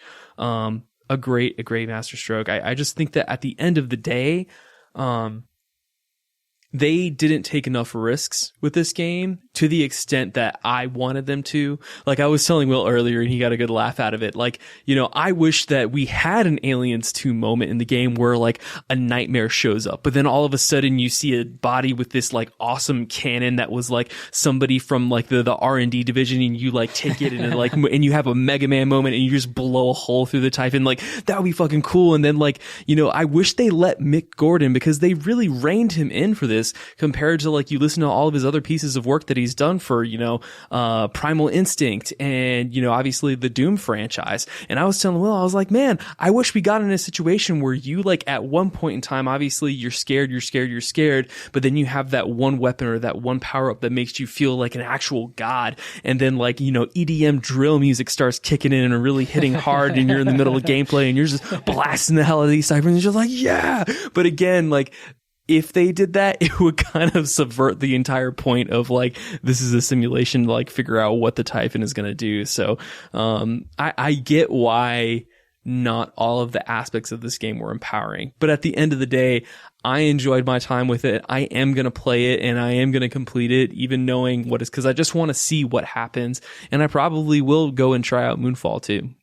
But yep, all in all for myself, this was a very fun game. I had a huge mid-game slog, so anyone who heard me talk about this game mid-game, they're probably going to be like, oh man, he's going to rip this game apart, because I was like, man, the combat is killing me. I'm backtracking too much.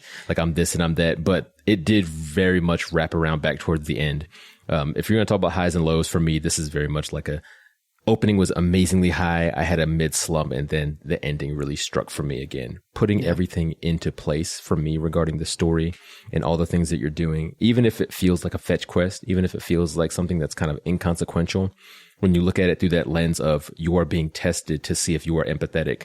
So it's like, yeah, getting someone's wedding ring for them or going to get a piece of music for somebody in the grand scheme of things for the game seems like a fetch quest and that it's boring, but it's really trying to say, are you someone who's willing to go through 2 to 3 load screens to get a little piece of music for someone when you really don't have to? And that's what the game was trying to get across at the end, in my opinion. Mm-hmm. So I really equate this to just a lovely little jigsaw puzzle. If you put together half of the jigsaw puzzle, you put together a quarter of it and you're like, oh, this isn't a horse. It's like, of course, because you're looking at the pieces. But if you just look at the whole thing and you really just encompass from A to Z with the story, from A to Z with the combat and the fighting, A to Z with the overall weapons and what you can do in this emergent gameplay world, the lore itself, being able to kind of read through those books, read through those emails, check those transcribes. This is a very easy recommendation, and you may not necessarily love it, but even if you just get through that first hour of the game, I feel like anybody would be able to say this is an excellent like achievement in gaming moments, is playing through that opening. Yeah. So with that ending, I kind of agree that like a lot of stories where you wake up at the end and it was all a dream that's kind of a lame way to end a story, I think. But in this game, the things you do, in the game, the things that you were doing, the decisions you were making did matter in the story because you are trying to be like the chosen Typhon to bridge the two species, right? So that doesn't really bother me, the fact that it was all, made up. And I think it's that one little extra layer that you were silently being judged the entire game for the way that you play and the decisions you make. Really, really enjoyed that. And you mentioned with those side quests, like a lot of them are fetch quests, but fetch quests by themselves are not necessarily like a mortal sin. If you make the act of going to that place and getting that thing interesting, then a fetch quest is fun. And in this game, going through all these spaces and exploring and scavenging and all that stuff is really fun. So I never like got sick of, the act of going and getting something. It was really just like, I have to go to the Arboretum for the 7th quest. I have to go there again. That started to get old. But other than that, good times. I would say if we're going to like lay out our trajectory of like fun versus time in the game, the early part of the game was frustrating but fun because you're so underpowered. The middle part was what I like. Nick, you're saying you wish for a time where you felt like you were untouchable. I felt untouchable in the middle third of the game. I was crushing everything. I was killing the nightmare. All the phantoms, they didn't stand a chance. I felt like a god. And then in the last third, when it's like, okay, you feel good. Well, how about each room has 6 times as many enemies in it? Now, how do you feel? And I was like, okay, I'm just, going to run, hit the bricks. So that was a little bit less fun. But yeah, overall, I really enjoyed the story. If we're focusing on the story, I enjoyed the endings. I enjoyed how everything kept me guessing. And we talked about the relationship with Alex. That was always interesting. Thinking about Alex's motivations, like what does he actually really want?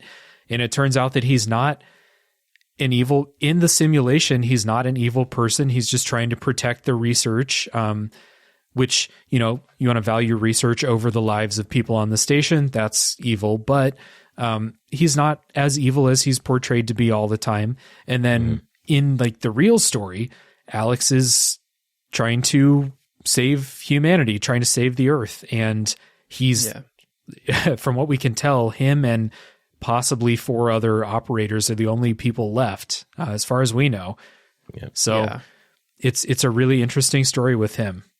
Is the question in like, no matter what ending that you choose at the end of this game, is the assumption that Morgan is dead or just nowhere to be found? I thought so. I think the assumption's that Morgan's dead. Yes, what I would think too. Okay. And that they're using Morgan's memories probably because they have them logged from all the experiments that they had done. Because, the simulation is real memories. So I had assumed that Morgan's dead. And that's why they're using this Typhon with Morgan's memories. Okay. Makes sense. All right. So good times, guys. This was, we're coming up on 3 hours. This was a good time. Thank you guys so much for coming on. Yeah, no, thank you so much, Dave. Did we break any records for Tales from the Backlog? Oh no, we have another hour to go before we hit the record. Oh my God! What game was that on? What was that? That was Hitman 2, and Disco Elysium was about 3 hours 45. So okay, all right, I gotta check those out because I want to play Disco Elysium. So that's on my backlog. Yeah. That's a good episode. That was Rick from Pixel Project Radio on that episode with me. He's such a talented guy. I love Rick's work. Rick's the man for sure. Yeah. Shout out to you, Rick, if you're listening. You're probably not because I don't think you played Prey, but shout out to PPR. Yeah, for sure. Yeah. All right, cool. Well, again, thank you guys so much, and everyone listening, thank you. And again, check out Friday Night Gamecast and stay tuned next week for the next game that comes out of the backlog, Prey Moon Crash. I actually know the game. It's the DLC for Prey. Play it. It's good. Play it.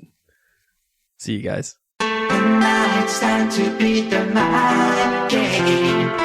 And now it's time to beat the mind game. And now it's time to